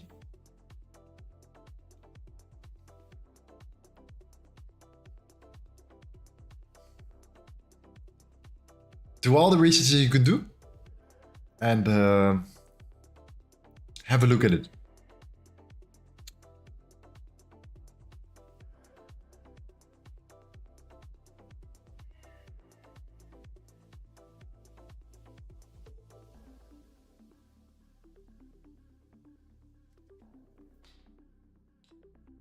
Bitcoin fresh entry today at 67.9 on futures, exit or hold. So Bitcoin, we can quick look at Bitcoin right here. Bitcoin right now is coming up once again after that flash crash. We're recovering from it. Back at the resistance now, very soon, 68.8. Let's look at the Tether dominance. Tether dominance is right now sitting, yeah, still in that weekly support here. That's why, but it's, man, the weekly candle is not looking that strong right now. Indeed, I don't see any signs of recovery. So this might be continuation play. Might be bullish here. Bitcoin dominance is still below. So the Bitcoin dominance is still getting rejected, which is actually wild if you think about it. Especially because Bitcoin is now at like almost 70,000 again. So the Bitcoin dominance should be actually much higher already in my opinion. So that's interesting. Total one right now is sitting at, yeah, it's also starting to break the highs. 2 week.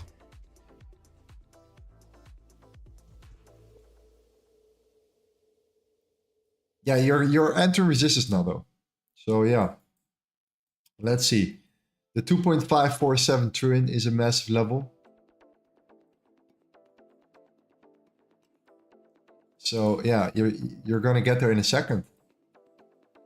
I'll place an alert there for you and see what will happen around it for Bitcoin. If it makes sense here, if it actually makes sense to potentially come down again, or if this is just a continuation to play here. The crazy thing though, what I'm seeing now is that all the liquidity was there already. There is not that much liquidity below, not as much. So yeah, this looks good. This looks strong.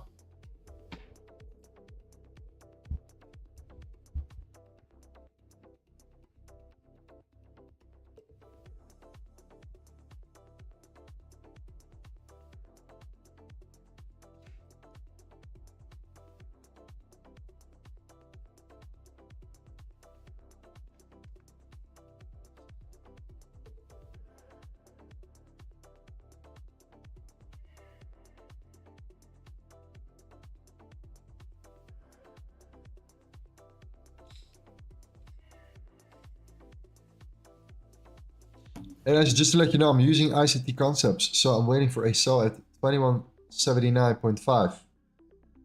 2176, there is a gap. Yeah, there is a gap there, correct. In the 5 minute, that's where price will switch structure and start selling. We'll see. We'll find out, bro. We'll figure it out. That's the beautiful thing. You can have an amazing strategy. I can have my strategy as well. We can think aligned, and we can both make money or lose money together.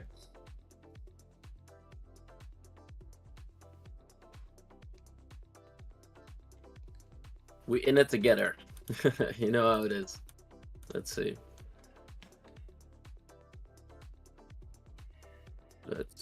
Yeah, what happens with the? Let me see what happens with ICT indeed. Let's see what the.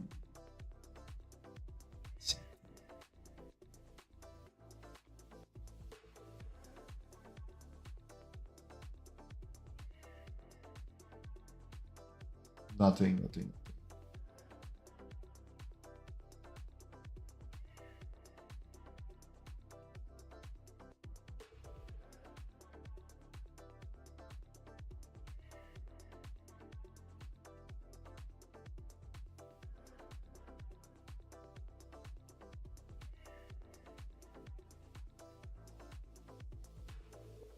Next to me, you know, your ass is about to be wrecked is like a cherry on top. Laughing my ass off, sweet dreams, motherfucker. Okay. He's back. He is back.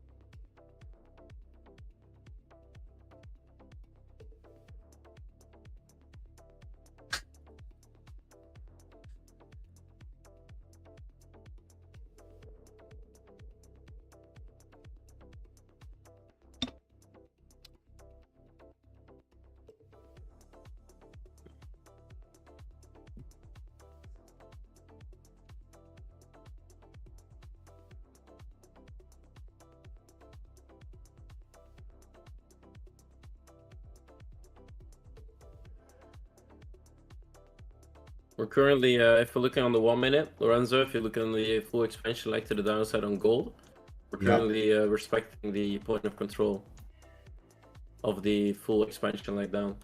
From the high, if you take the high to the low. Yeah. At 2173.3. Yeah, exactly. So we're currently respecting the point of control.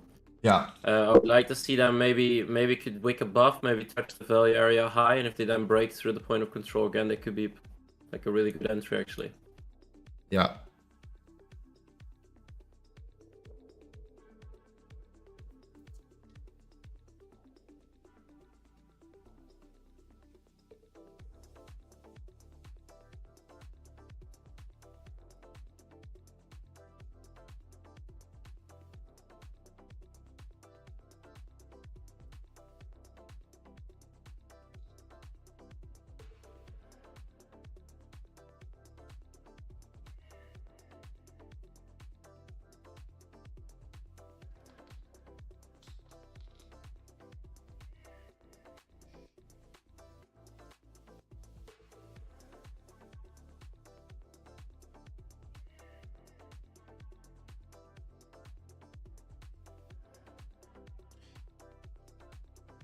Do you guys use the RSI? It's showing overbought for a few days now. Yeah, I'm actually looking at it as well.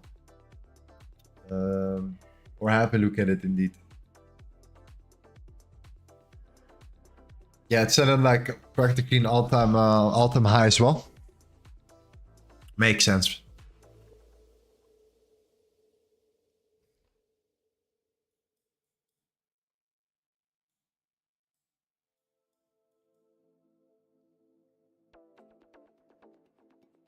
Yeah, it's interesting how the point of control is respecting, right?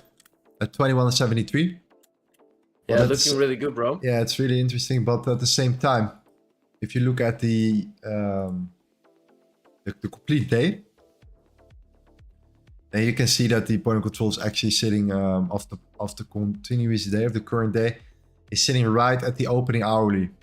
So exactly where we opened the NFP as well. 2166. 65, sorry. And if you go to the 50-minute, you have to be constantly holding there. So I think if you can manage to get below and close below, I think there is so much more potential to continue down. Yeah, 100%. Yeah, 100%. Yeah, sounds good. Yeah, 100%. Yeah, I'm just looking for them to give an expansion away from this current point of control.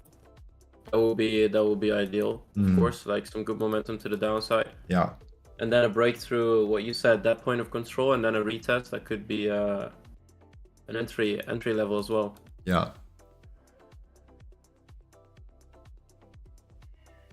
Looking really, really good. Yeah, we have some now. It's a little bit more of a consolidation market, even though we're still moving. It's still consolidating. The after accumulation after the news. Yeah. So it's time to wait for some movement, some expansion. That's it. That would be the best. Yeah.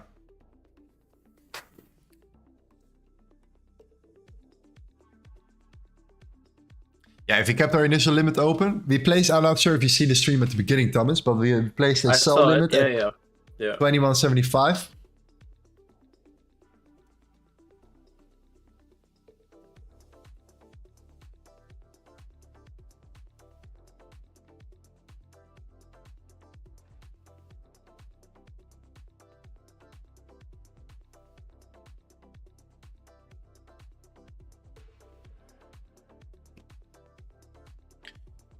Are we looking at a seller with a TP at 2163.7? No, I want to wait for that break. I really like how it's setting up though. Also on the lower time frame.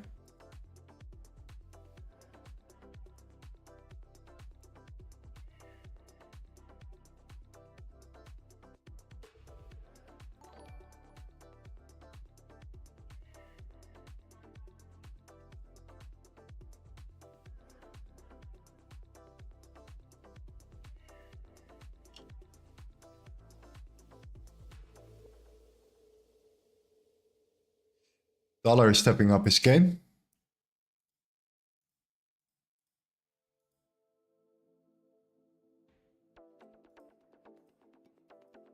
Yeah, good reaction from the point of control after the third tap. Yeah. It's a good reaction so far.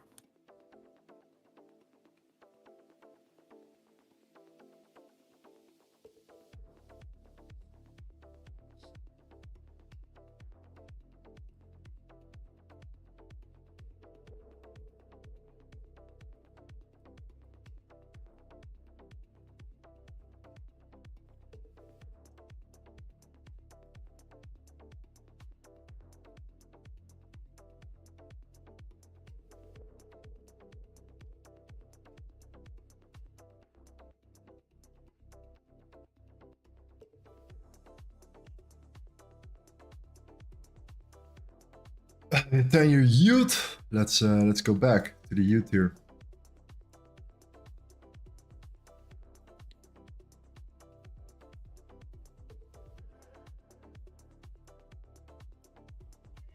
Okay, not bad.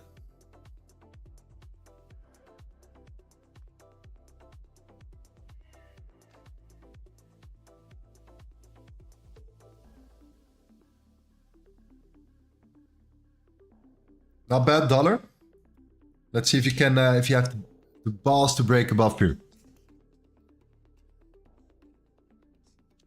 NFTs, man, price just consolidating. Yeah, so usually you see a big move. After that, consolidation for a while. And then price starts to break structure into one particular direction and then most likely continues. So yeah.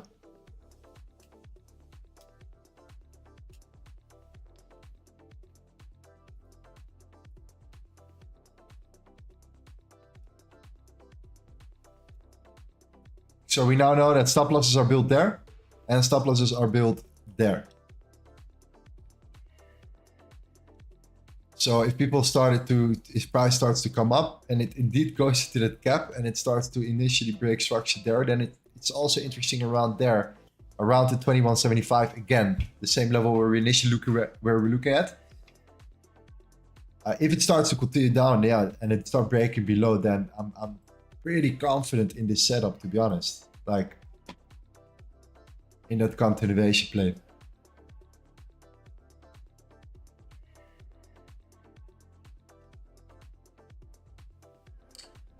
Lorenzo, CPI is next week. Let's hope it hits your limits. Oh man, hey bro, we're gonna do this again. We're gonna do this again. Sunglasses are gonna get set on again. Yeah. No, we're gonna do it again, man. We're gonna just keep pumping out these limit orders, and then at some point, one is gonna get wrecked, or it's gonna get it's gonna be fantastic here. But I'm not gonna just blindly just make a decision. If it really doesn't make sense, I will not do it, of course. Like, I'm not that delusional. But at the same time, it's still news. But we're gonna run it back. We're gonna run it back for sure.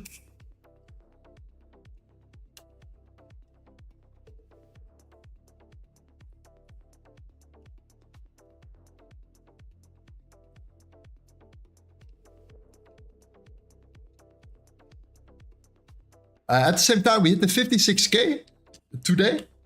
Is that correct?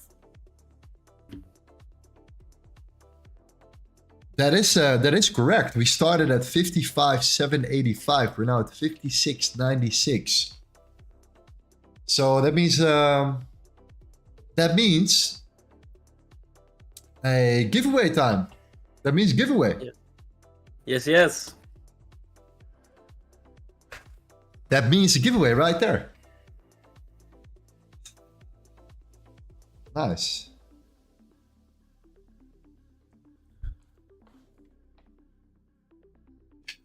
Is the dollar doing its thing? The dollar is coming. The dollar is coming back. The dollar is hungrier than ever. Okay. It wants to break the 102.6. The dollar comes up. The yield follows. Quite neutral though, for now. But it's setting up. It's setting up. It's setting up. That's not good for gold, ladies and gentlemen. That is not good for gold right there. Gold is indeed selling off.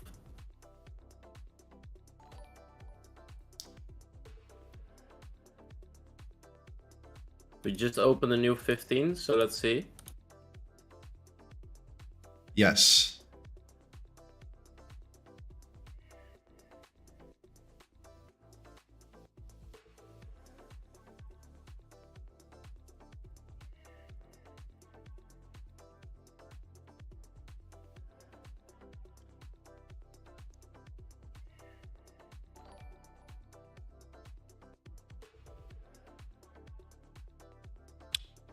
Simon says the dollar is on a hard bottom reversal loop. Hey man, I'm telling you, this is looking good. If you can close this,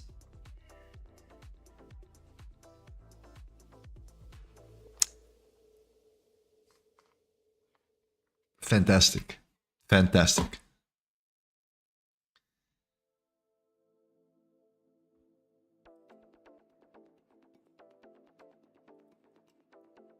Same for the youth, by the way. Same for the youth.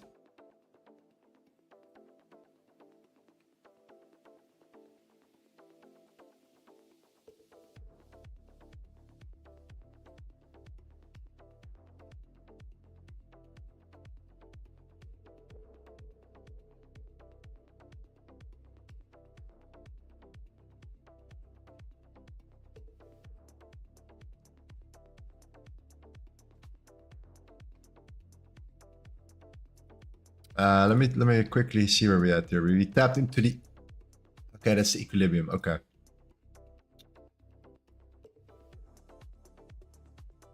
Are we still gonna see a waterfall, ladies and gentlemen? Is that gonna happen today? Or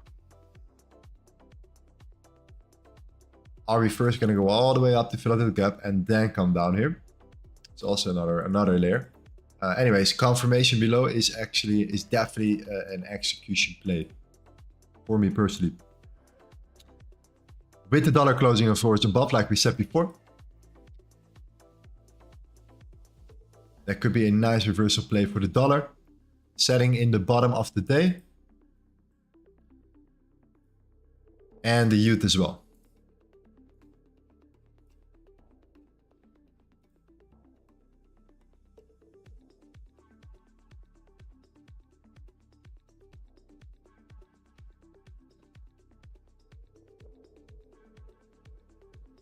Gold making a higher high. I'll look for buys. Okay. So if gold breaks this low, would you still look for buys?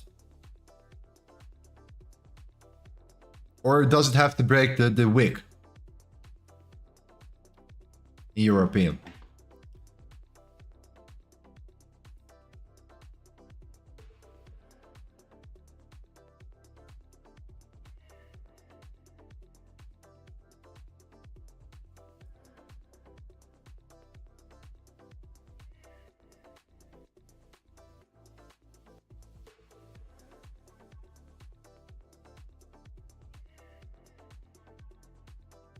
What do you think of EU? It started to reject. Yeah, everything right now. GU, EU. They're probably all starting to chill now. All right. And to come back down a little bit.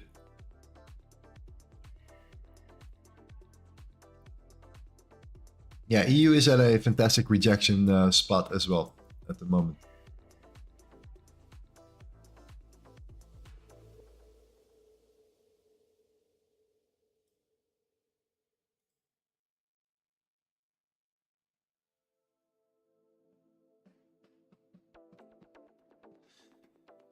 Guy says, what's been traded here? We placed a limit order. Unfortunately, we didn't get executed at 121.75. And I think it was a good decision to close it. And now we're looking for confirmation sells.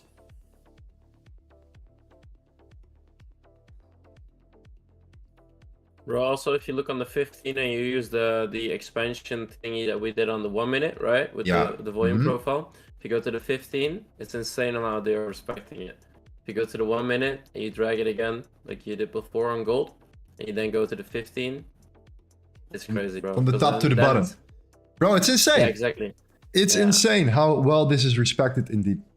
But because we're also in a bigger range, if you can break below that one, man, we can put our stop loss above it. Yeah, it's insane actually, you're right. It's I mean, volume, ladies and gentlemen. Volume is king. Price and volume and price. That's why we're building the LTA concepts right now, releasing this month. Gonna be fun. It's gonna be exciting on YouTube. We're gonna have a lot of cool stuff coming along here. So if you want to get access to it first, get into our Discord. Get into our VIP. We're closing the 17th. We're done. It costs you not 1,000, not 500, not 497, not 297, not 197, but $97 lifetime.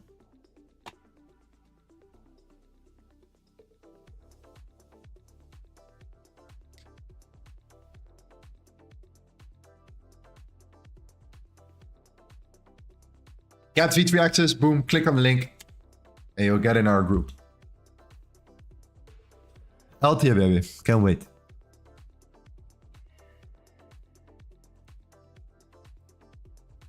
Yeah, so if the dollar closes above it, Tommy, 102.6,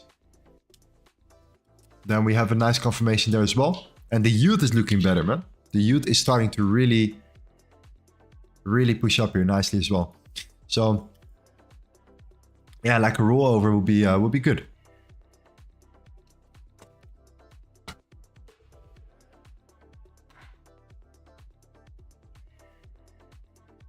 Yeah, I agree, bro. I really agree. I'm looking at this 3 minute right now. This 3 minute is making the top wick. If they could actually flip this down bearish now, that would be fantastic. Yeah. Right now, it's all waiting for the breakthrough. Having some continuation candles in our favor, that would be fantastic. That's it, man. That is it. That is it.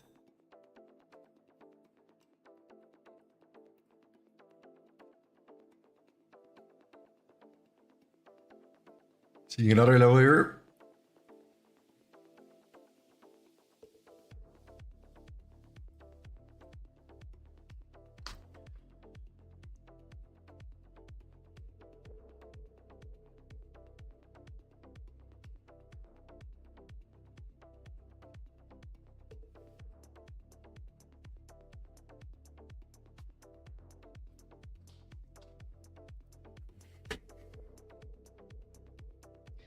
Teflon says he looks like Zuckerberg.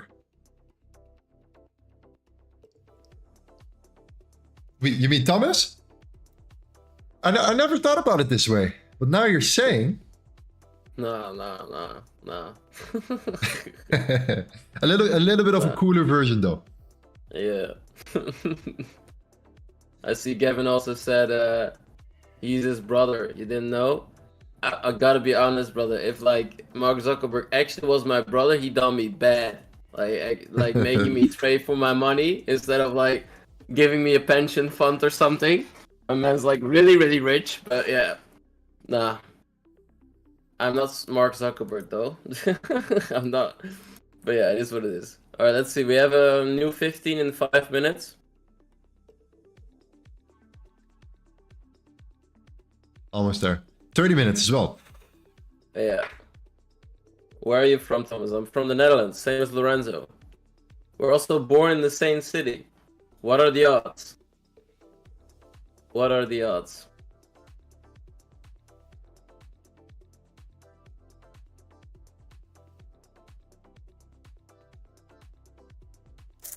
Nice. Hey Lorenzo, what's the 10-year bond auction? That is the following. It's practically lending your money to the government. So if you want to have a nice 4% a year on your money, then you can invest into a bond. You can get a fixed return of around 4%. So if the inflation is 3% and the fixed bond, it's actually much higher, but 4%, then you have that 1% gap, that arbitrage, and then you make some money. So for the big boys, it's very interesting, very reliable, you could say, right? And that provides them the liquidity to the government, which is still seen as some sort of safe haven, so a risk-off asset. So what tends to happen now is that what people tend to think is that gold is also a risk-off asset, but it's actually a risk-on asset, unless there are like very important geopolitical situations going on, which then makes the dollar more uncertain. So then people tend to hop into gold here. But initially, the 10-year yield is where it's at.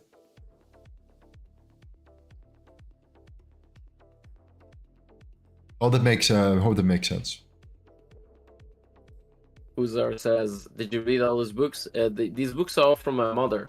Like my mother actually went through a lot of them, but there's many, because there's also, it's like a whole bookshelf, like Harry Potter style.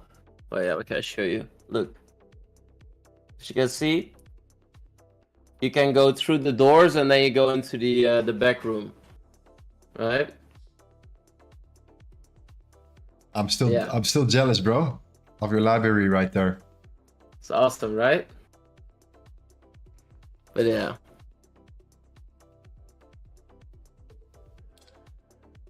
Let's see. We're breaking through, Lorenzo. It's actually really good. 2 minutes until the closure. Yeah, I like it.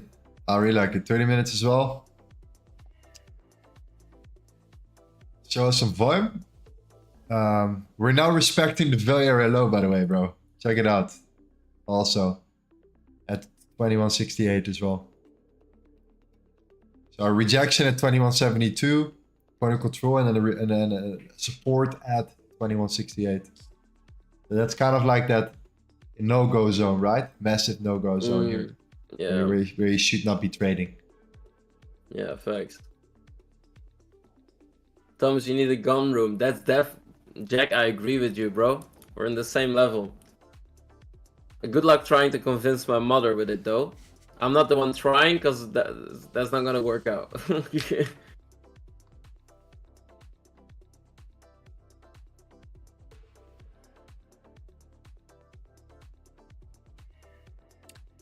Bro, 3 months left for the fight. That's gonna be insane. You're gonna fight in 3 months. 3 months, yeah. That's gonna be awesome, bro. I hope I will be there. It's gonna be awesome. Imagine live streaming. Excited. A boxing fight, and then at the same time having my phone MetaTrader on with my position as well. I was always thinking about some sort of IRL stream one time in my life here, but yeah, that's dope. It's a good idea. I like it.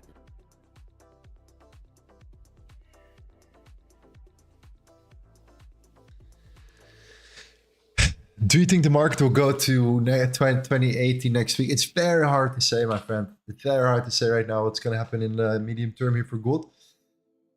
Because you're in like all-time high territory already. And the dollar is doing its thing. The yield are, in my opinion, major key confluences here. I do think that we might see some sort of retracement to then potentially sell off again. So yeah, I'm actually looking at new, I'm definitely interested in like new highs at the end of the month for gold or something like that. But I'm also definitely interested in a short-term pullback as well. So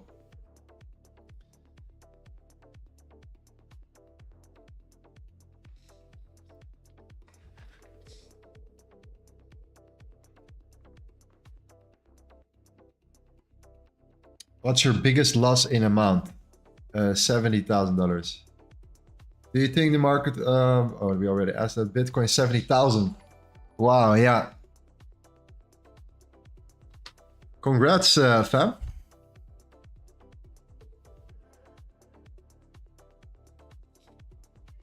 That's exactly, yeah, exactly. It's funny, but yeah, 100K incoming or what?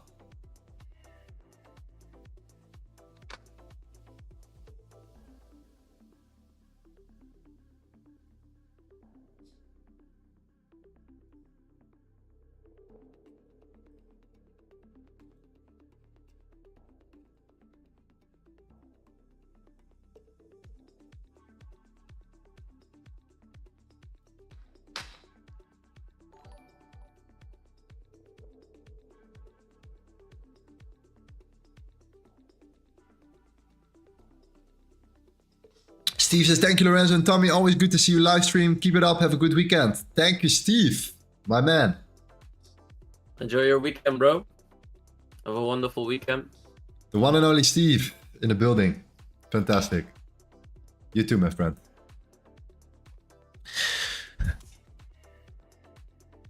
Where's the volume at, fam? Where is the volume at?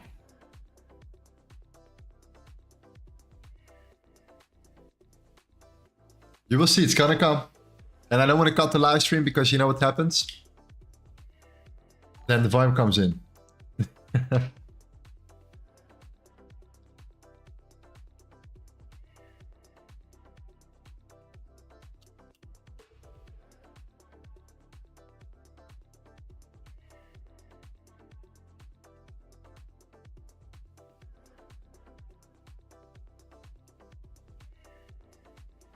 Oh, there we go.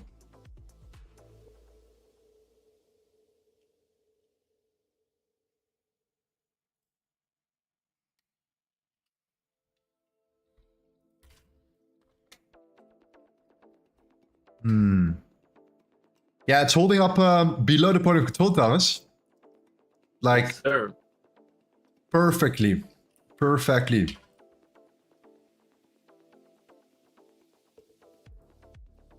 Yeah, I'm still looking at something like this. A little bit of a top wick or higher, maybe a gap fill indeed. Some people will definitely enter there.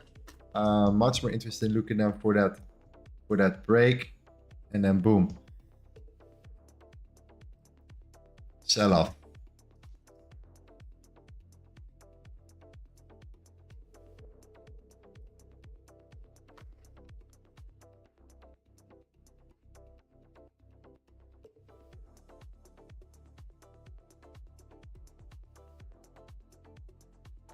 What's your TP zone? I would say the wick. The wick is number one. And then, you know, because it's such a top, maybe this could lead into continuation.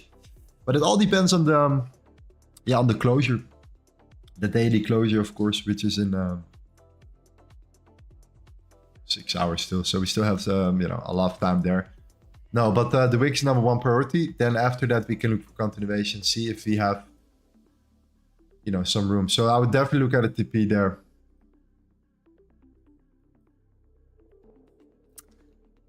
And if you're a scalper, that might be a full TP as well, depending on what you're looking for.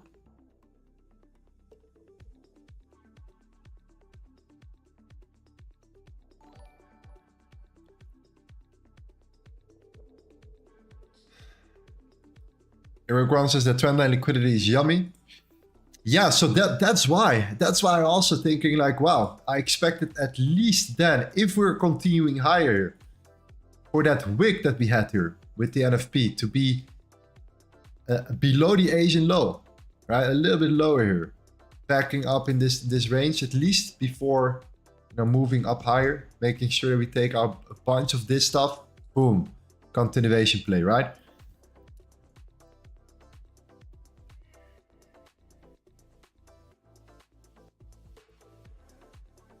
This 15-minute has, yeah, no top wick or bottom wick as well.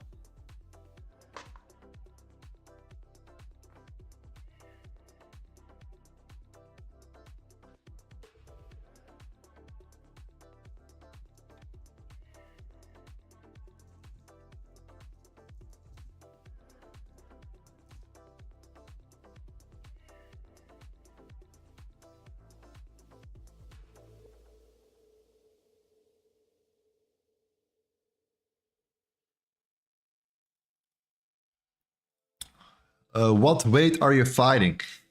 Cruiser weight.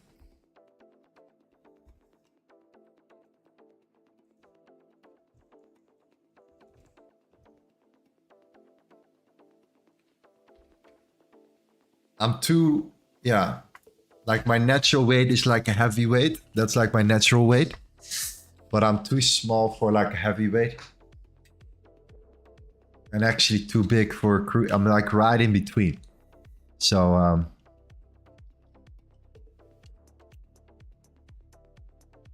yeah, it's a little bit annoying.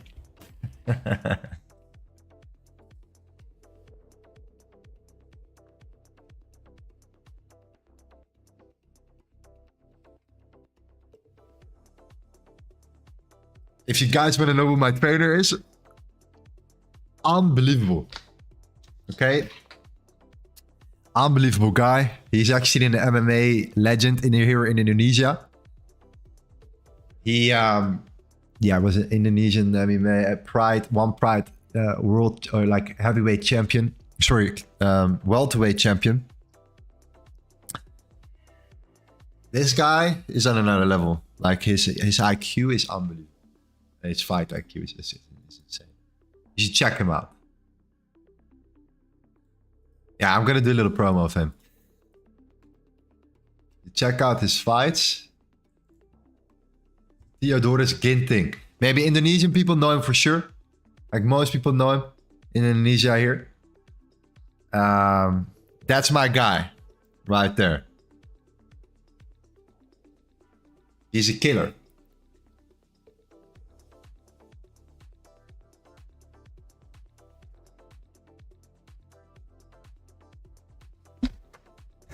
So that's my trainer. He now has his own gym and stuff. He just retired. And yeah, this guy is just let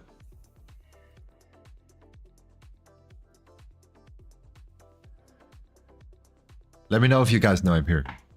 Any in those areas that know him. Hey Lorenzo, remember what I said about the gap? Yeah, the 5-minute fair value gap indeed. Sitting at 21.79. This is actually what we want. What I'm more interested in is that reversal, that continuation play, because I think from here there is just so much more downside potential. But that's the trade I want to make here.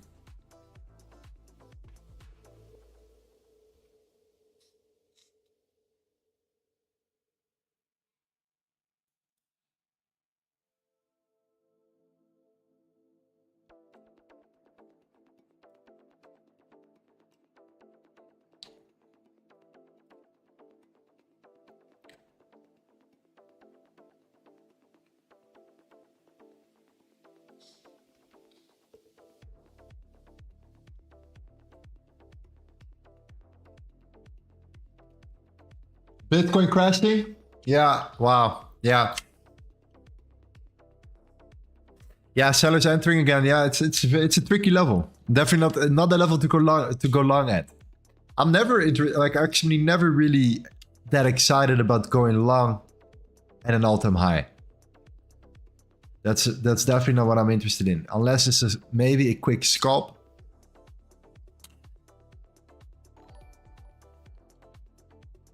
Then yeah, there is definitely potential. A pullback, a really good pullback, you know, but not breaking structure. Yeah, potential, but for the rest.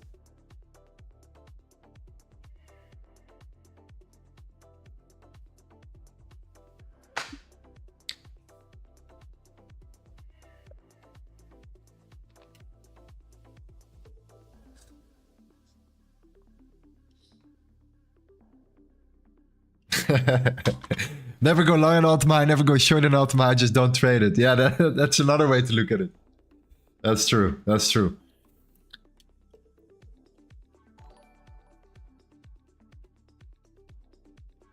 Yeah. So if the NFP is not gonna do it, the CPI will.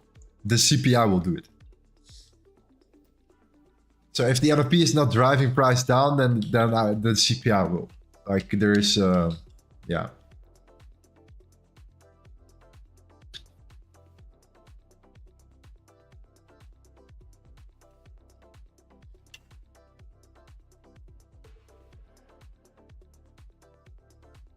Okay, so the dollar closed above that key level.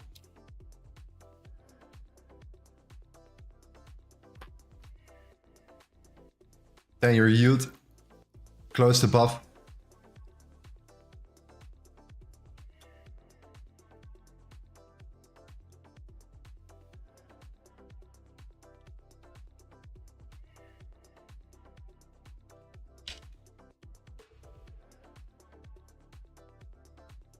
Yeah, also looking at the dollar, it's not like that they are going down heavily.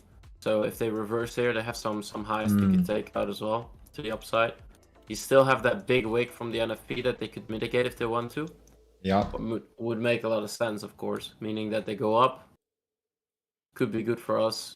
You mean you completely manipulate the highs, yeah, 221.85 and then start to sell up from there? Or tapping into that gap, 21.79. Yeah. Yeah, well, around this level will be already pretty good, you know, if they want to reverse. Yeah. Let me see.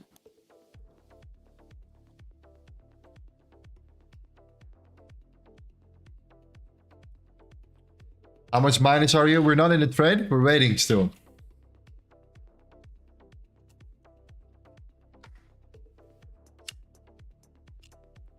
We're waiting to take our second trade of the day.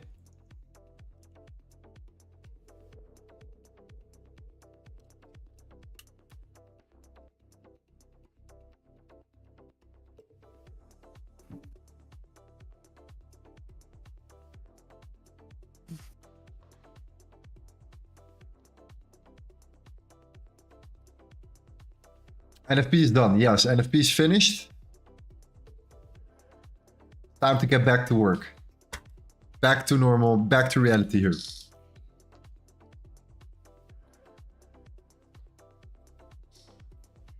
Oh, that's a big dump indeed for gold here. For Bitcoin here, sorry. That's a big one.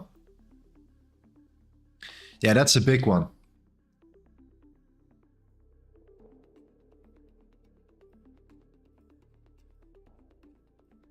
Yeah, right at that level, right at the 68.832. Yep. Yeah.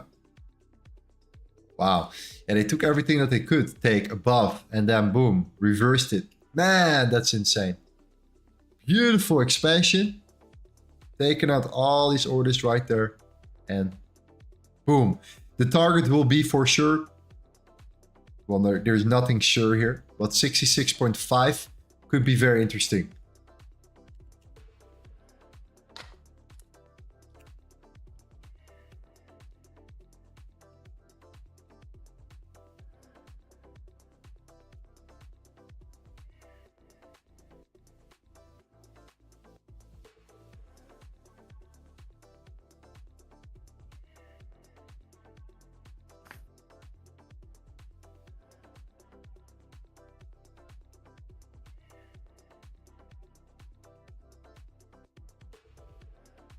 What time span do you have for that target? That depends. But I think once we're below that, I think we're going to go quickly, quite aggressively to the 2156 to fill up that wick. And that could still be a 75 pips, 80 pip move. So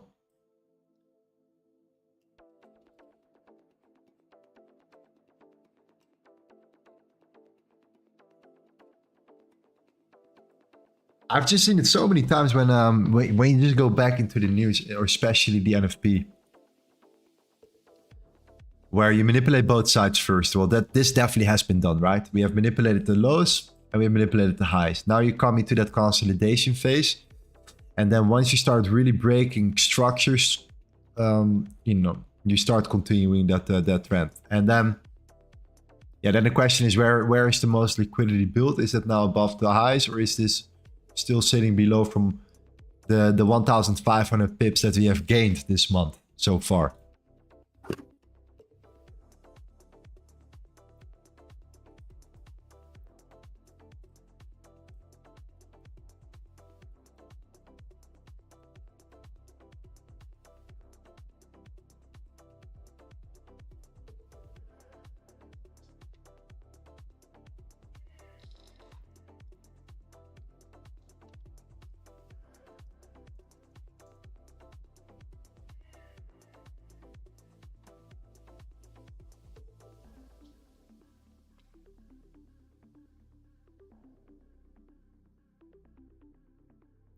But if you think we're going down, then why are you not shorting it right now? Because of the fact that the daily, so if you go to the current day on the 15-minute, we use volume. This is where we started the day. So this has been all the volume traded so far. The point of control is at 2167.65. This is where the most area has been traded in the complete like day since the daily open. Now, what does it mean? Well, from my angle here, it's a very strong point of interest for buyers and sellers. So not just buyers, also sellers right here. We have been constantly holding above it also.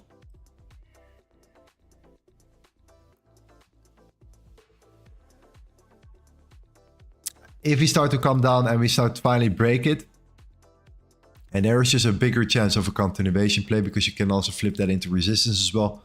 Place your stop loss above it here and just looking for continuation down. At the same time,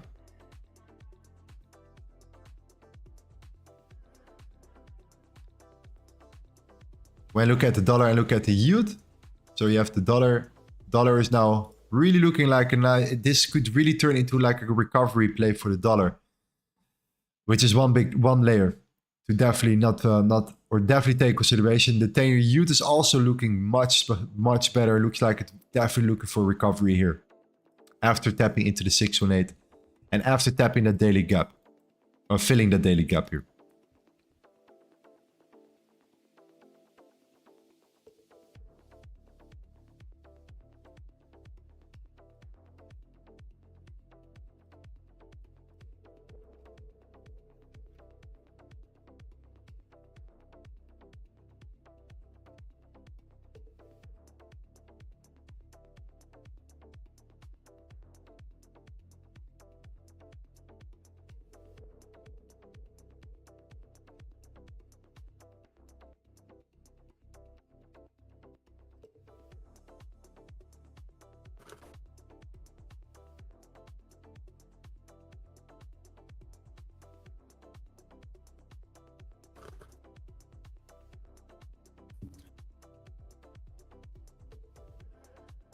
Yeah, 68.4 for Bitcoin now. Yeah. Aggressive moves. It's starting to get trickier right now. Yeah. That's wild.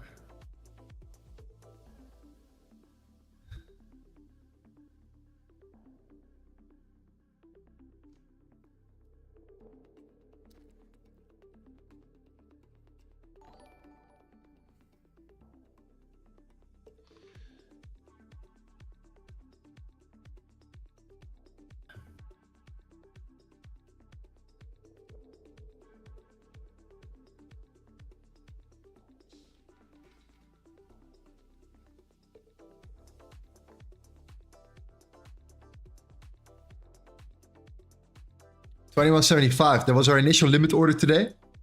We're back at it again.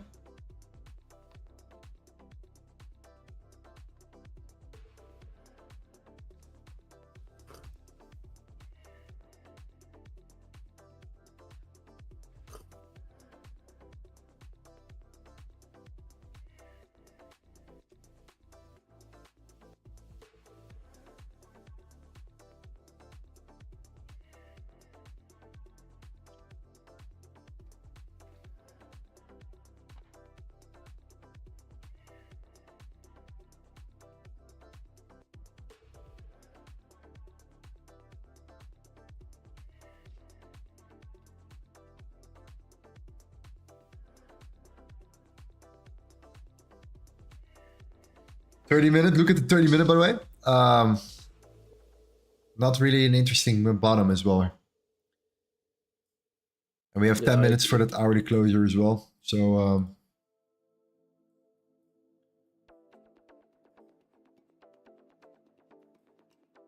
yeah, I hope that we're just going to see an expansion today, man. Like one more big, like good solid expansion today.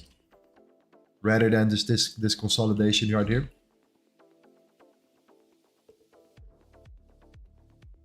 Up or down, whatever the case may be, but preferably down.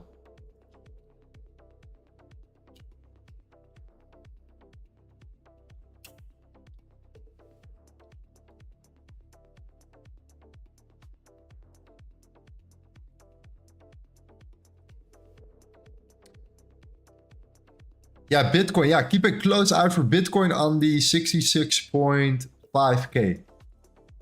That's right. Right here.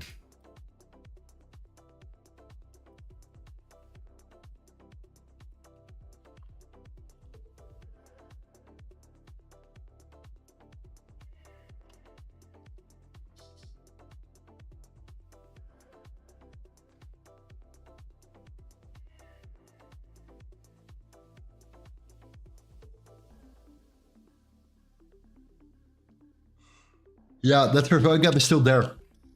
That's definitely true. Sitting right in between here.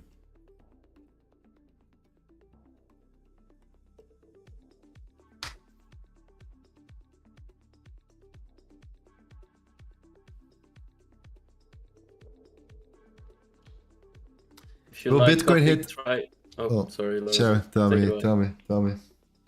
Oh, now I saw Maria actually asked me a question. If you like coffee, tell me, try Jamaican Blue Mountain. I'll have to see if we have those, Maria. I noticed that I need to get something that has a little bit more caffeine inside, because I already have the extra strong version, but I drink it away like it's nothing. And that's an issue. So I need to get a stronger version. But yeah, I don't know where to get it though. It is what it is. Lorenzo, take it away. I'm sorry. Now, I got a question from somebody asking if Bitcoin will hit $1 million in the near future. Or will Bitcoin hit $1 million in the future? Bitcoin could go as high as $10 million. And the reason why is because the fact that the dollar itself could be worthless. So if the dollar is worth shit, then automatically Bitcoin will be worth a lot of dollars. So rather than look at the Bitcoin price, let's talk about the dollar and the dollar value and the potential worth of the dollar in the near future here. We'll see how far this goes. But based upon all that money printing and everything that they're currently doing and planning to do, increasing the debt limit until an X amount for the next 5 years or 2 years, sorry. Unlimited money printing allowance, okay? Unlimited.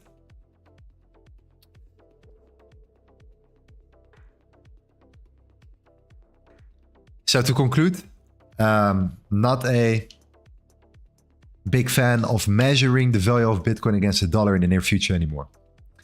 Rather than that, we should start thinking, how can we measure Bitcoin against gold or any other particular asset that's going to be interesting? Who knows? And it's so complicated and it's such a mindfuck as well to think about, okay, you know, what is a millionaire in the future? What does it actually mean? Because now we know, okay, $1 million is like, it's a big thing. But what about, you know, 1 million rupiah or 1 million whatever, right? We have to start thinking completely different soon about value or the value of something in particular here. So yeah, the only thing that I'm interested in things that you cannot print or that you cannot build, right? Or discover. And that's why Bitcoin is so interesting, due to the fact that it has a fixed supply and it will never be more than 21 million. That's why it's so interesting. Anything else can be printed, can be, you know, manipulated in that sense. I was like, okay, but gold, man, gold is also right. Like, gold is also a unique asset in that manner that, you know, it also can work against inflation and stuff. I mean, in many ways, it is a safe haven, but they could discover whatever, some sort of gold mine somewhere, which they have done, by the way, in Uganda. Apparently, there is around $12 trillion of new gold there sitting below the ground. You can look it up. So yeah. Thanks. Yeah, I also saw it. I also saw that Ness. I saw something about a I don't know how you call it, a rock in the sky. I forgot how you call it. But let's say like this: there was a lot of gold stuck to that rock, right? Yeah. That's what they said. So imagine that landing on Earth, right? Then then there's so much gold that the whole system crashes, because then there's no scarcity anymore. Mm-hmm. So yeah, it's like, you know, beautiful.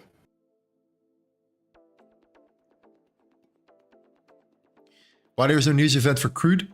Well, there you have the crude oil inventories, and sometimes it reacts super heavily to that if it's a big difference.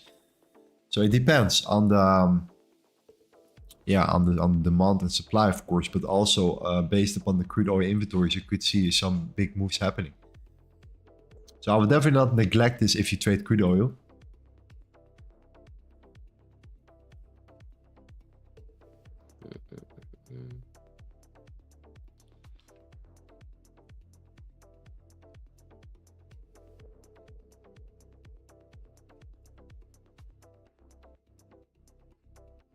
Asteroid. Yeah, thank you. I knew the Dutch word, but I couldn't come up with the English word. I was actually searching it up, but thank you.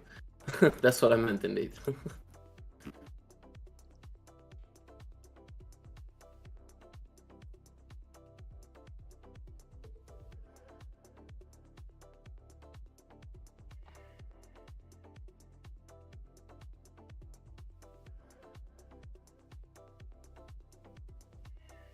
Gold is also used in industrials, like old CPUs. They use real gold inside. So what we're using a lot is silver. Silver is an absolute necessity for many EVs. So for many big tech companies out there. Practically every phone, every laptop, computer you have, there is silver in it. Any solar panel, any EV. You name it. So silver is going to be very interesting, very interesting in the near future, also from like an investment perspective.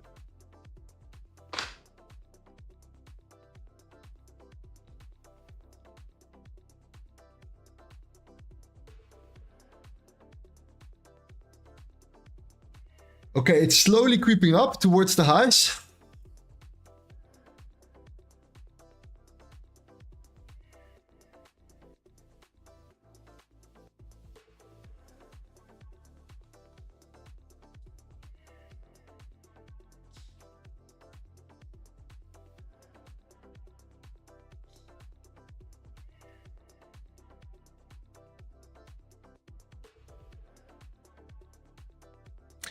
Gold is bullish and you're showing the wrong zone. Listen, everyone trades their own way. I will never bash your own strategy.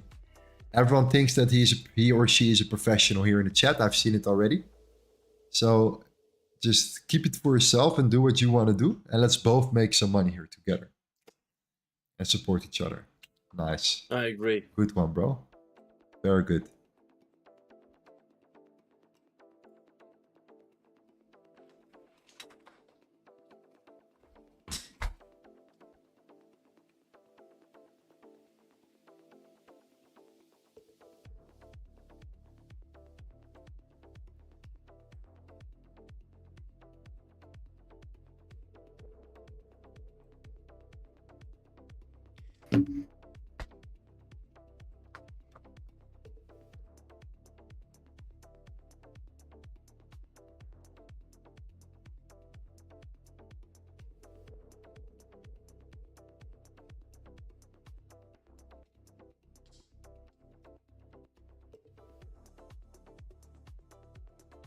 I see once the real reason why it's only trading futures now on Twitter. The real reason why a lot of people trade futures now is because of the data, I think, the backend data. You can get access to here.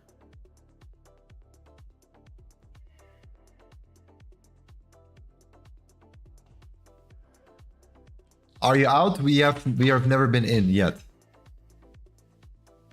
No, we took a trade before, didn't got filled. It's actually around this level. We closed our limit order before we got filled because we saw that flip aggressively. We like to take news trades here on stream, so before the news. And now it's just looking at our levels, confirmations, plays, and looking for entries there.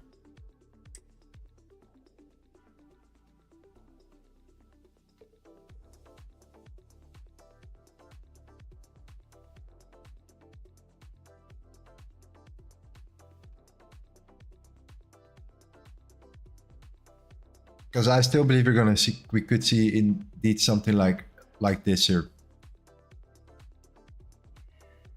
And just start selling off here.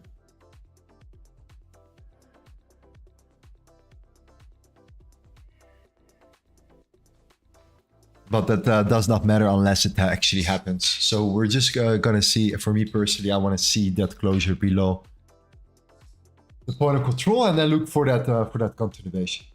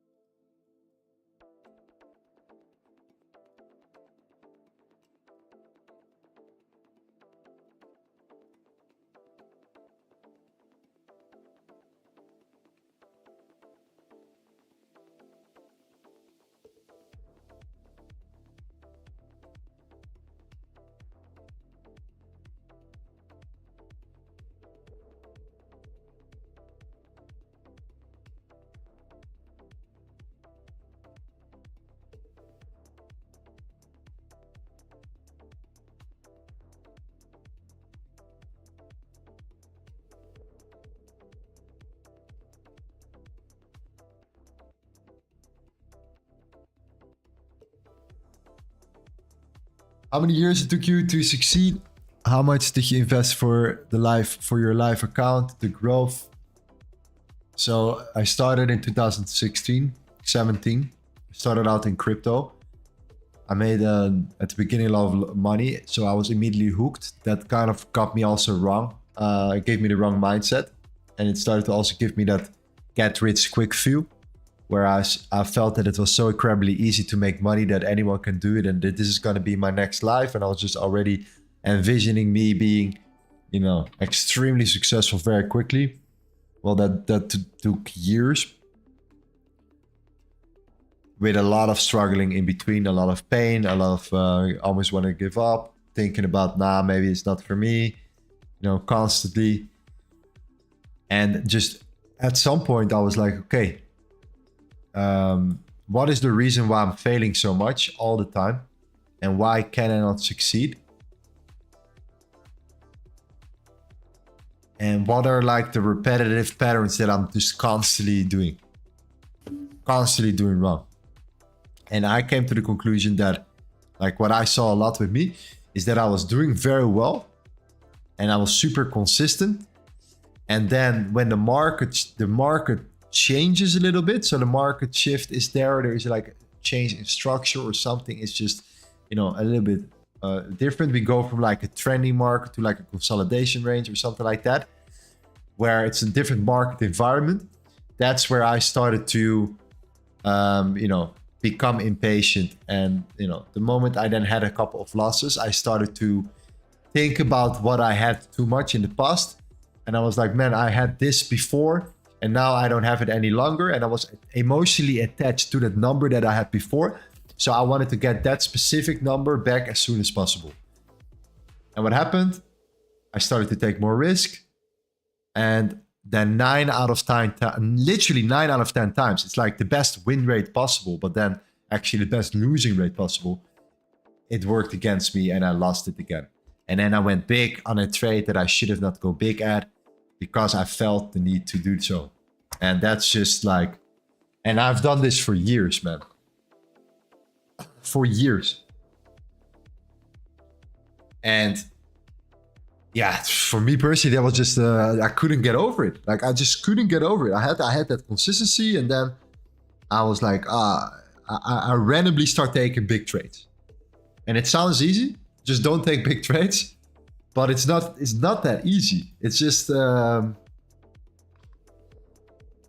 it is just what it is. And if you think that things take just too long and blah, blah, blah, you're like, man, it's too slow. I expected much more than I have right now or whatever. And you start then taking more risk and then you wreck yourself. It's like, it's that same pattern. It happens with like so many people. So the only way I could surpass that, overcome that, is by just slapping myself like, hey, do you actually really, really want this? Or is this just all a joke for you? And then I went to and then I made the decision. I went to a very long, boring period where like I was not going up, I was not going down, but at least I was not getting wrecked anymore. And from there, I started to feel I started fine-tuning. I started to recognizing certain patterns. I started to get much more confident and comfortable with trading, and also more patient when executing, and you know, and proving myself that I can make money in the long term.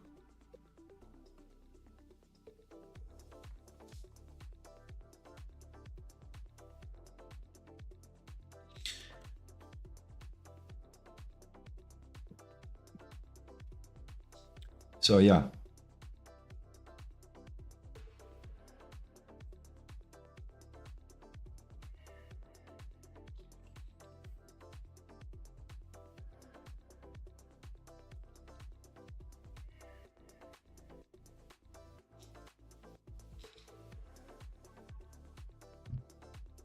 Lorenzo, I think that I'm in that phase right now. I've been trading for 2 years. I get profit, then break even. So I'm getting impatient and then blowing my accounts.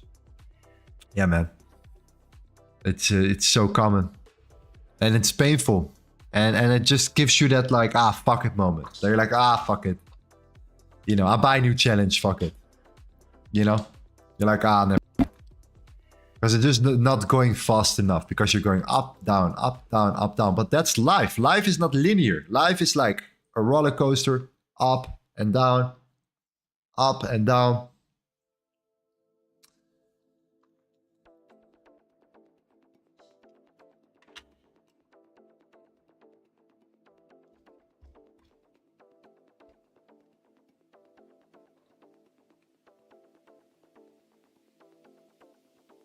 And then you hear these stories of guys that are passing their challenges in like 2 trades and stuff, right? And that then demotivates you because it takes you 50 trades.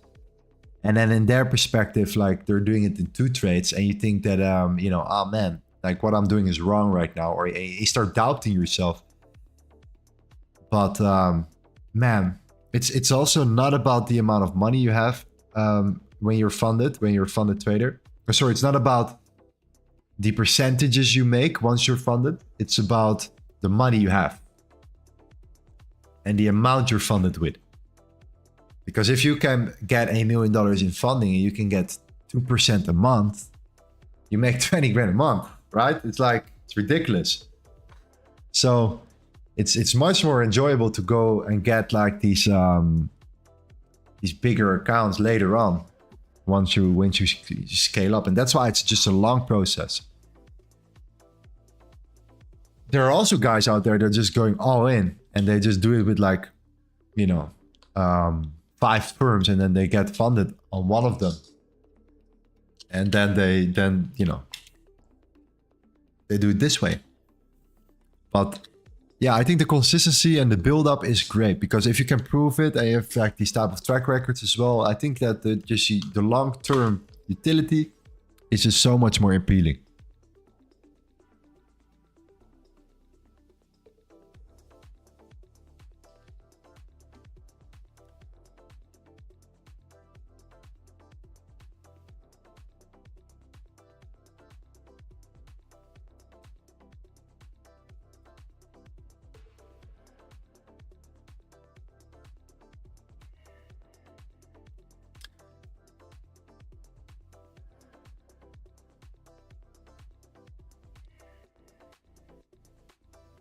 What's the best pair you like to trade? It depends, but I do really start liking London lately. London is doing really well, but it's, you know, it's really up and down. Sometimes New York is on fire and London is a little bit slow.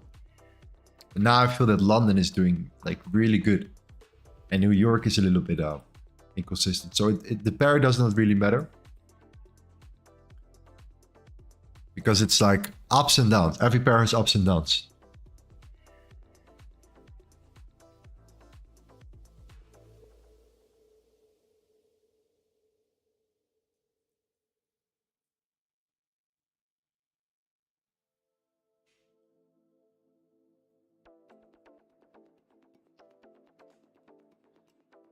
Whereas, do you know the 10K sets most of us in other parts of the world a good living?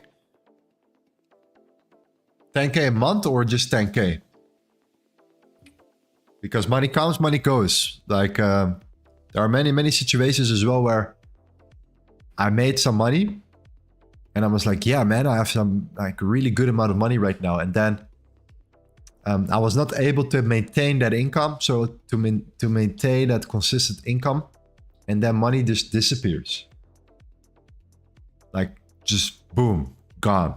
Like, you had to pay for this, you had to pay for that. Something comes along, random, then you have to pay for that. And within no time, you're back at square one. So, consistency, man. Consistency is key here.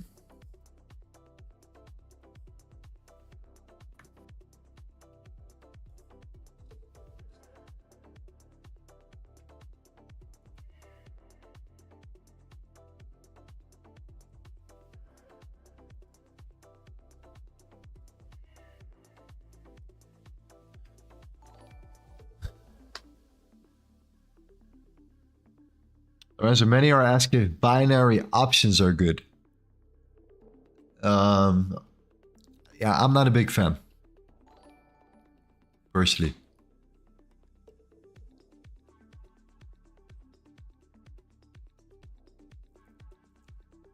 Like, why not just scalping that on the 1 minute? Like, why not just doing that? You know?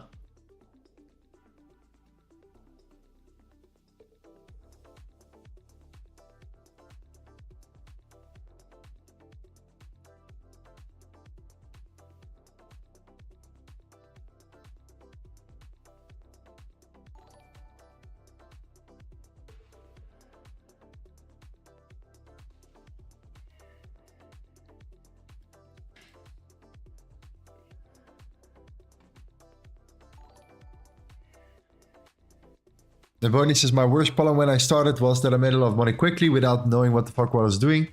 Then I spent years getting wiped. Yeah. Yeah, man. Exactly. Exactly. Because you can, once you have that money, you think, oh, I can do this again.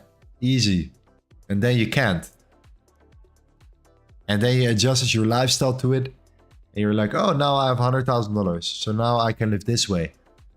And then you can't make it again for some reason. Something happens or your income stream closes or something like that. And then you go back to square one. So, you know, it's like a level. It's like okay, you have now 100,000. Then you could say, okay, I have this amount of money now. How months or how long could I survive on $5,000 or $10,000 or whatever, 50, 100, whatever. How long could I survive on that? And if it's, let's say, 100,000, I can say, okay, I can survive, like, you know, I can survive on that for 2 years. Okay. Depends where you're from, but if you're living in a Western country, it's like roughly around that 2 years. Okay. It's like, okay, what can I do in these 2 years to get more than that? To make more than that? No, okay. And then it's about, okay, I have a 2-year gap. Then I'm going to do this in the next 2 years. Boom, done. But it's indeed about that first payout. But the only way to get it is by also, you know, slowly scaling up here. Unless you get like lucky or you invest in some sort of, you know, cryptocurrency or whatever, which actually can happen. By the way, now there is definitely something borrowing there.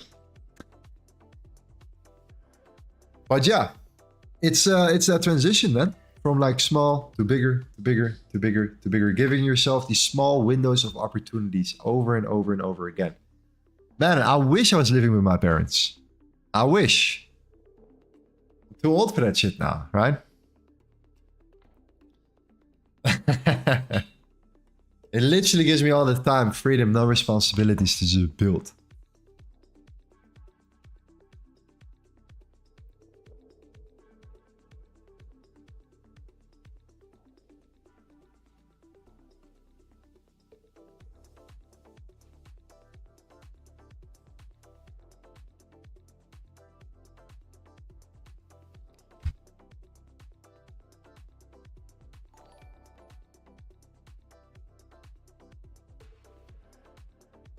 Let's see, we have a new 15 opening up as well on gold right now, without a bottom wick. This could be a potential flip scenario happening, Lorenzo.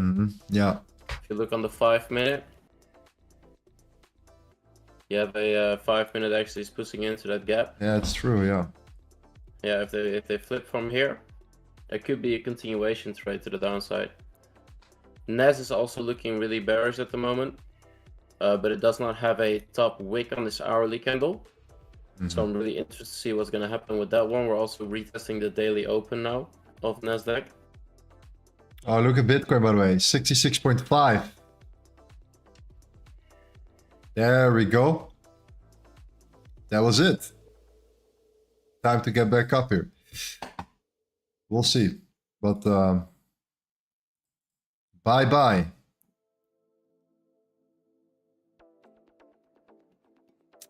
Yep. There we go. Yeah, so the dollar indeed, bro. It's holding up, huh? It's holding up. But let's see. Yeah, 100%.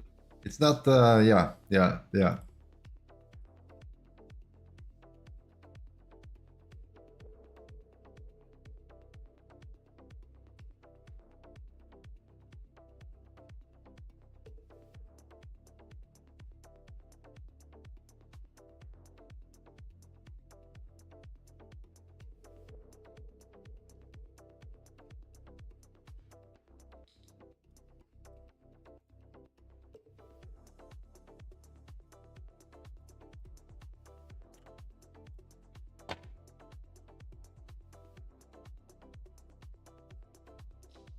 A little bit of low volume today, right? Or right now? Yeah, 100%. Yeah, after the NFP, it actually slowed down really big. Yeah, really bad, yeah.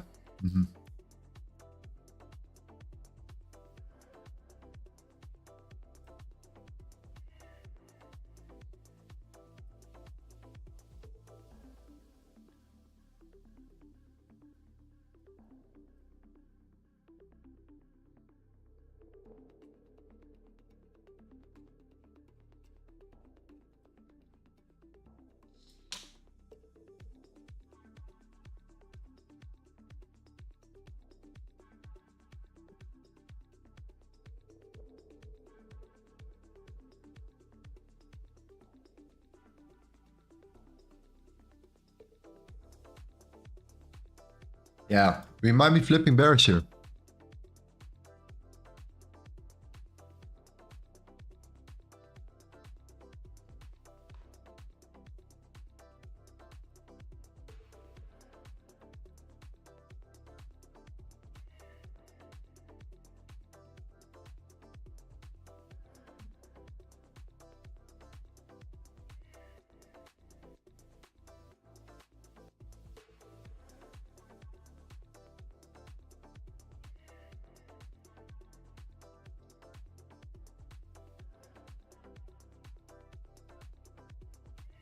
Man, that break below would be such an easy sell right there for me personally.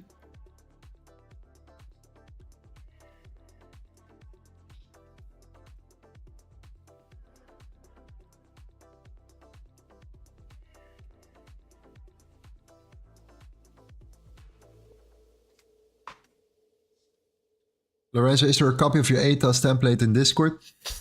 No, but I can give it if you want to. That's a good point. If you need it, let me know. I'm not sure if I can just...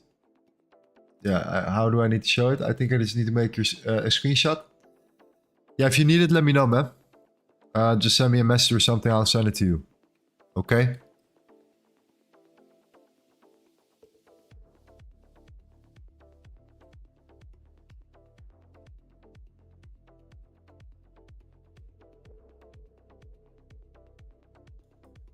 Yeah, let me know if you need it.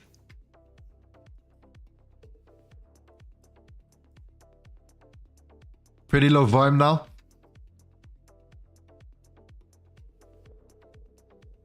Marcus says 2090 will be the new high top on Monday. Let me know where you got this, how you measured this. What is your what are your confidences right there? Let me know.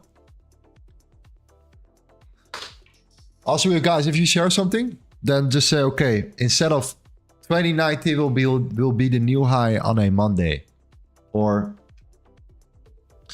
we will 100% move up or come down. Just say, okay, this is the reason why. These are my confluences, and then we can actually help each other, learn from each other, and see what our each other's perspective are. Like that makes it much more appealing for people as well, than to just throw some stuff in the air.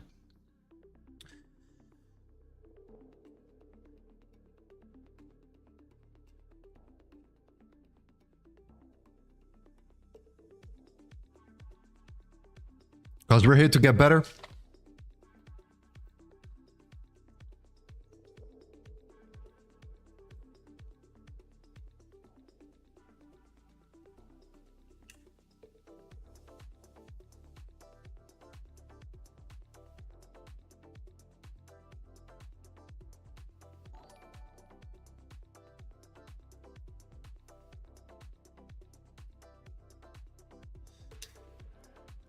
At the same time, Tommy, you see that 50-minute candle looks kind of bearish right now, right? You're like talking about gold, correct? Yeah, gold, yeah. Yeah. If you go to the 30-minute looks much better, right? You meaning that it wants to go up or go down? Yeah, up right now. Yeah. It feels like it's creating the bottom wick on the 30. Like it's giving mixed feelings right now. Yeah. Like the current position that we are located in, it just really has to give significant like volume to the downside to convince me that's going to be a sell at this current price. So for now, it's just patiently waiting. What would be a buy setup for you for gold? A buy scenario, or would there not be a buy scenario for you? At this point, no, most definitely not. Because like if I'm looking at the overall price, how it's forming, all the buy scenarios that we could have taken, right, already would have been playing out. But because we're overall bearish on gold, we're not taking those buy setups, of course, because we're looking for shorts. So right now, the only scenario that I would be looking for, especially now in the current leg that we're trading in, we're definitely trading in premium. Yeah. We went into premium, we shut down of premium. Now the big chance is are we going to have that follow-up? Meaning, are we going to flip this 15-minute bearish? Are we having that the big push to the down? So we're also closing the 30 in 5 minutes. Are we capable of pushing further down? that could be a significant confirmation to have that the continuation to the downside. So yeah, that's the thing, right? Yeah, and this also counts for the 2169 as another layer to take consideration as well here.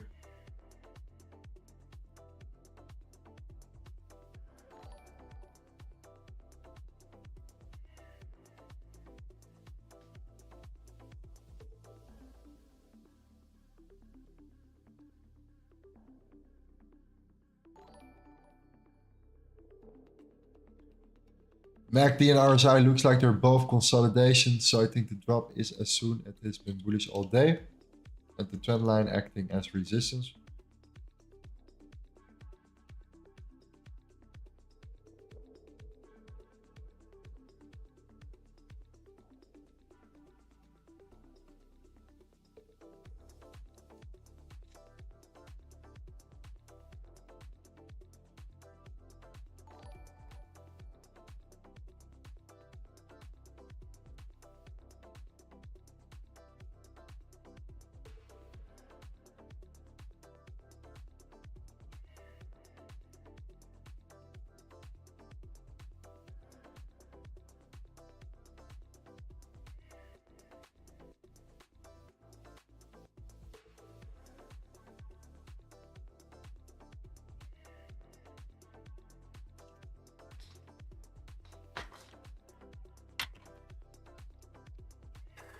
Did you manage, Shane says, did you manage to learn trading alone or were you with a mate? It gets very boring when doing it alone, but the money brings in a... So I had the pleasure of trading with one friend of mine that, yeah, I learned a lot from him as well in general, but most of the trading I've actually done by myself here. But yeah, I've never really got... Yeah, I never really worried about it at the beginning. Later, I really realized, okay, I need to focus on, you know, on communities. I need to focus on people that I think that got it. And that could be kind of an intuition, a gut feeling. And based upon that, I think that, you know, I decided to just invest in these type of people to just become better.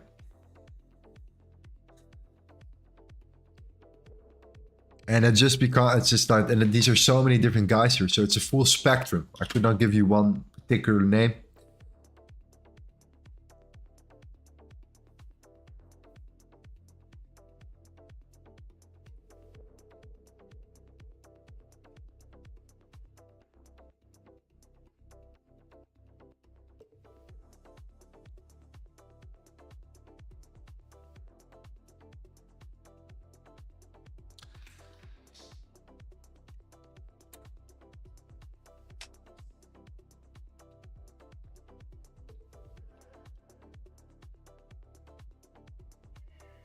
Will the halving pump the Bitcoin price?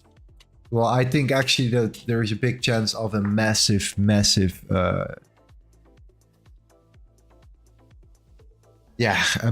crash potentially. We have been running up so hot already. We're up since the lows. It's the first time ever that Bitcoin has been fueling ever since we have seen that expansion to the upside. When we broke the $31,000. So right now at the moment you can see clearly that, you know, it's almost at 70,000 or is at 70,000.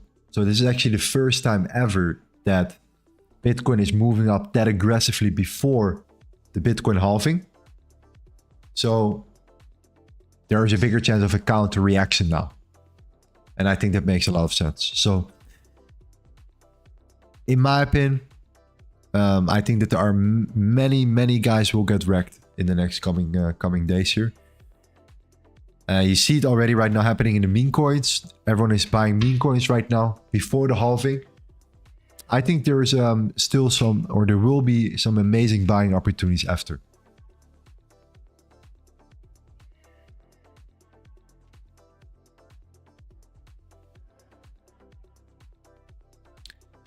Can I get a sell entry, bro? Please, Lorenzo, please reply to me. Yeah, you can sell. If you want to.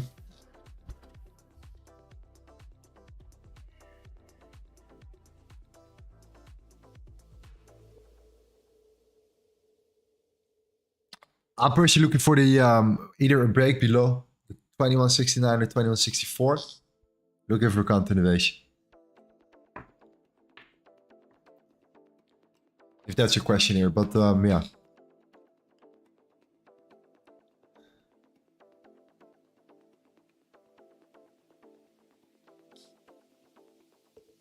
Misha says 8 consecutive days of green candles. If you look at the history, when there was a downtrend in September hitting the 1810, it hit 9 bearish red candle days, then flipped extremely bullish. Yeah, this is the first time, like when was the last time we have seen 8 days of consecutive green candles? I think it was 2019.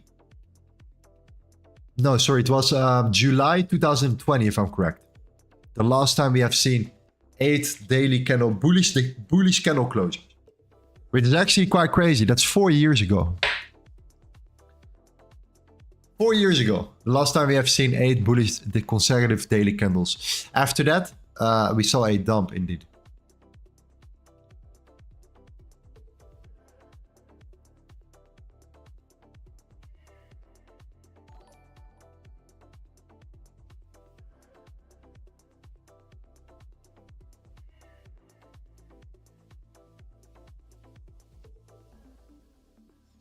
Next week, gold is going to bearish, not today, because many people going to sell today. Today, only stop losses. What do you think?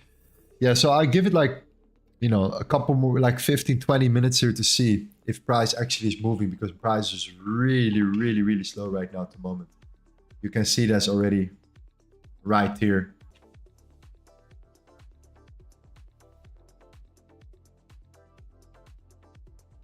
So yeah, you want to trade volume.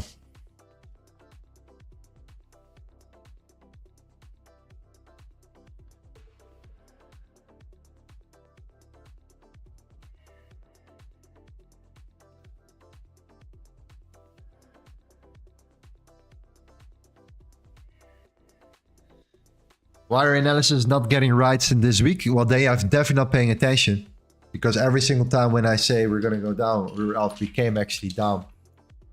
But there is a difference between having a good analysis and actually also executing and waiting for the right moments to enter the market.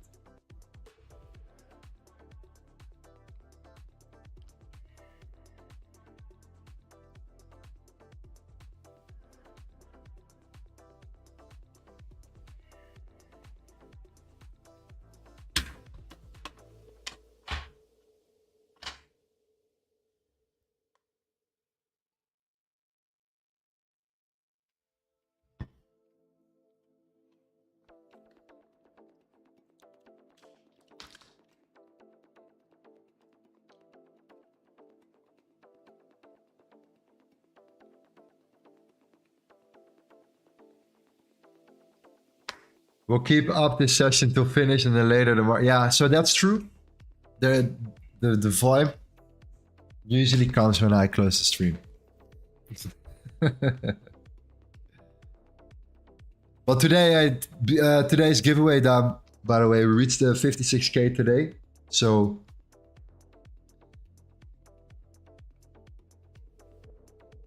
it's time for a giveaway in a second here. What do you guys think? I fully agree, bro.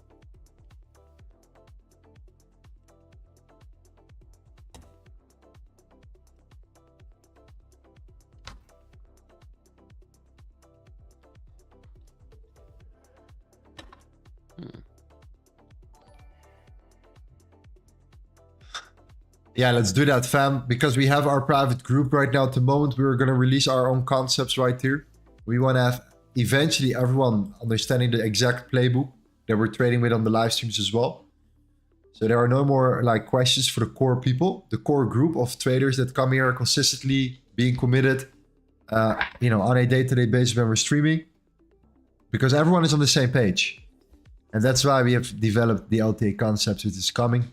And we're building a lot around the volume, which is kind of unique in this streaming place as well as in general. A lot of guys are implementing it already. So what we're going to do is in our private group, we're going to introduce this first, work with our core group of people and really hammer it in so they can get a good solid understanding of it. So therefore, for now, up until the 17th, when we are closing down, we will be giving away also access to people in our chat right now. So I think that sounds good.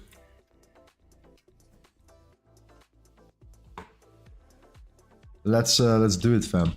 Let's start it up.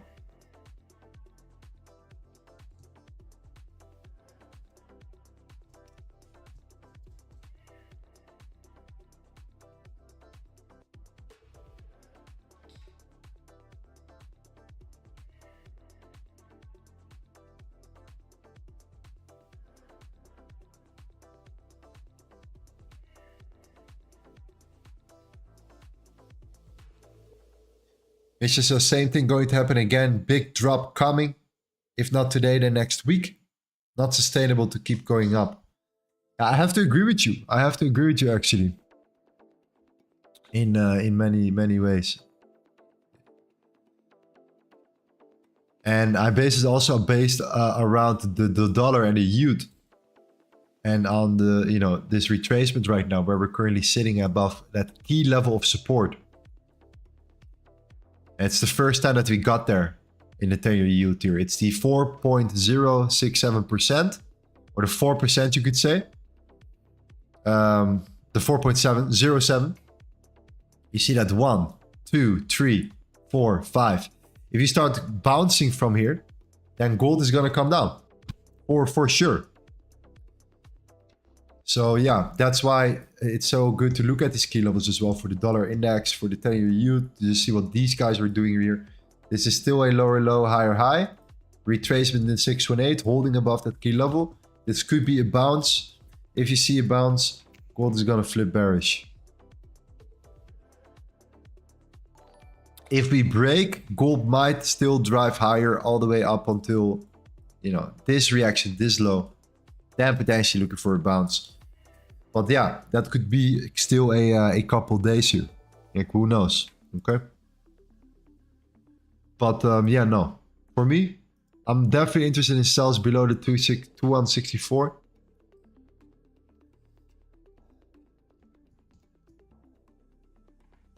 And if you start driving higher,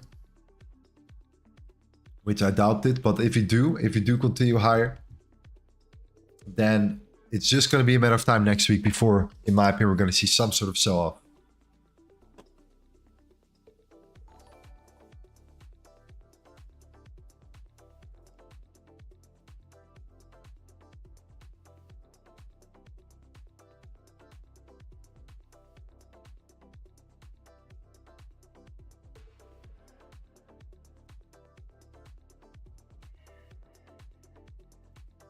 All right, let's do it, fam. Let's do our giveaway here.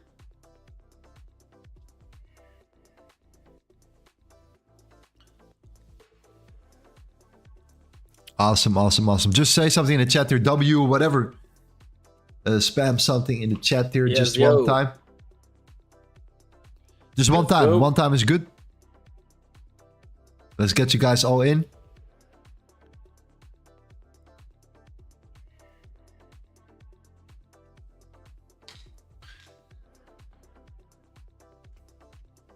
Nice, nice. Filling up nicely here.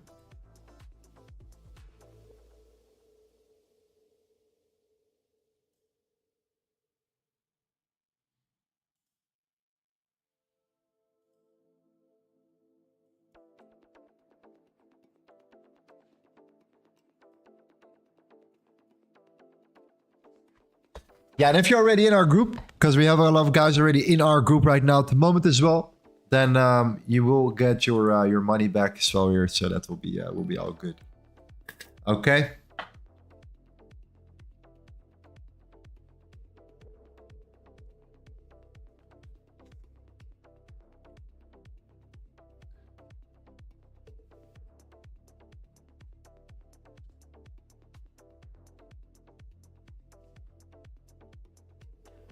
Okay, let's do it, fam. Let's do it. Let's roll the dice here.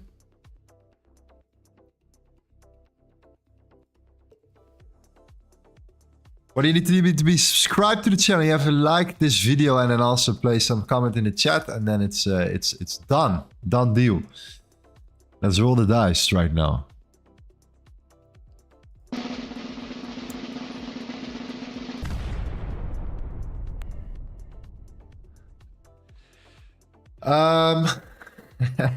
As pets? Pets? I don't know. Congrats, my friend. Congratulations. Nice. Let me know. Open a customer support ticket and get in. Okay. The way you do that is to enter our Discord, get in below, click on the customer support ticket. We have a lot of tickets, so we will come back to you. We will get back to you. Okay. It will be fixed. Perfect. Are you here, by the way? Let's see first if you're here. Otherwise, we have to roll it again. We're gonna roll it again regardless, one more time. But like, maybe again, another time.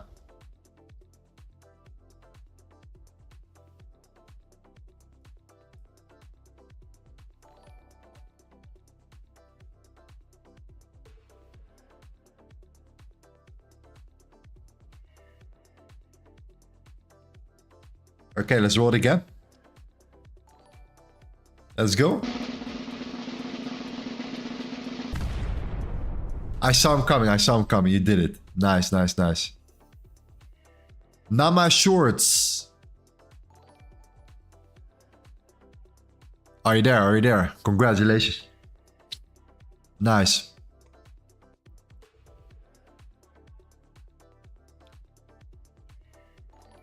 Let me know if you're there. Yes, you are here. Congrats. Open a customer support ticket in our community and then we'll add you to the group. All right. Thank you very much. Amazing. In regards to gold, I think we're going to just sit around and we're going to just chill and we're going to just consolidate here. Or I close the stream and it suddenly starts moving like crazy, which happened before as well after 4 hours of streaming. But hey, then it is what it is here, okay? We're gonna quickly keep going, keep continuing our momentum here. You know, you have the spreadsheet, you know what we're looking for. We are gonna take over. LTA Customs is coming. And the NFP trade, a little sum up. We placed the sell limit at 21.75. We saw price shooting down and flipped bullish. Then we're like, okay, now this is gonna go up in the short term. So it's better to get out and look for confirmation entries. For me, the confirmation entries are below this zone here. I really believe that if you break this and there is some volume and the sessions are with us here, then it's time to continue lower and to continue and start pushing down here. We have not taken out a single Asian session since last week, Friday. Very, very interesting. Last time we have seen 8 consecutive bullish candle closures, daily candle closures, was also on a, was in 2020, so 4 years ago. After that, we saw a reversal. So this is gonna come at some point here. You know, we have to be patient in markets for our entries here. If we want to make money, at least that's what I want to do, then that's just the way to do it here. We cannot force the market to act a certain way. We can only wait for the certain, you know, closures in the market and stuff and stay consistent here. I cannot trade supply and demand one day and then support and resistance another day and then do this the other day. That's just not the way I like to play it, because it gets way too confusing and messy for a lot of individuals as well. So that's why we will have our own way, and that's the LTA way. Okay, so what we're gonna do, we're gonna be back. Thank you. I hope you made some money during the NFP. If so, congratulations. If you lost, let it be a lesson to you as well, to not be too greedy, to manage your risk accordingly. We came out unshattered, even though we placed a sell limit before the news. You know, we have to do what we have to do here in order to move forward here. Okay, we're gonna go be back next week. I can't believe it's already Friday, man.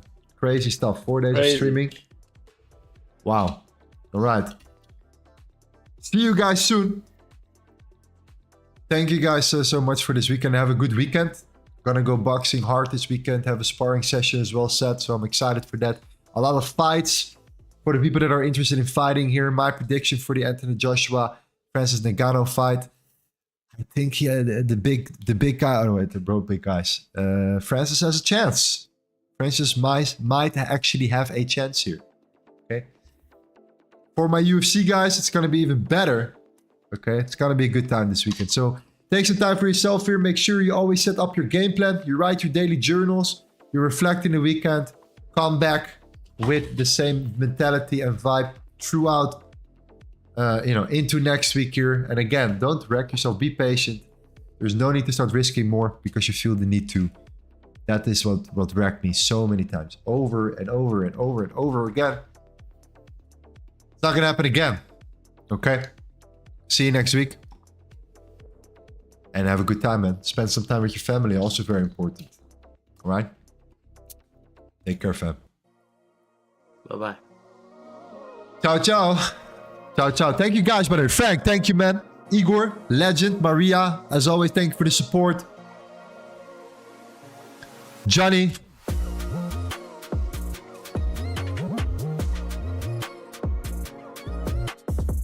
Thank you, guys. Appreciate it. Ciao.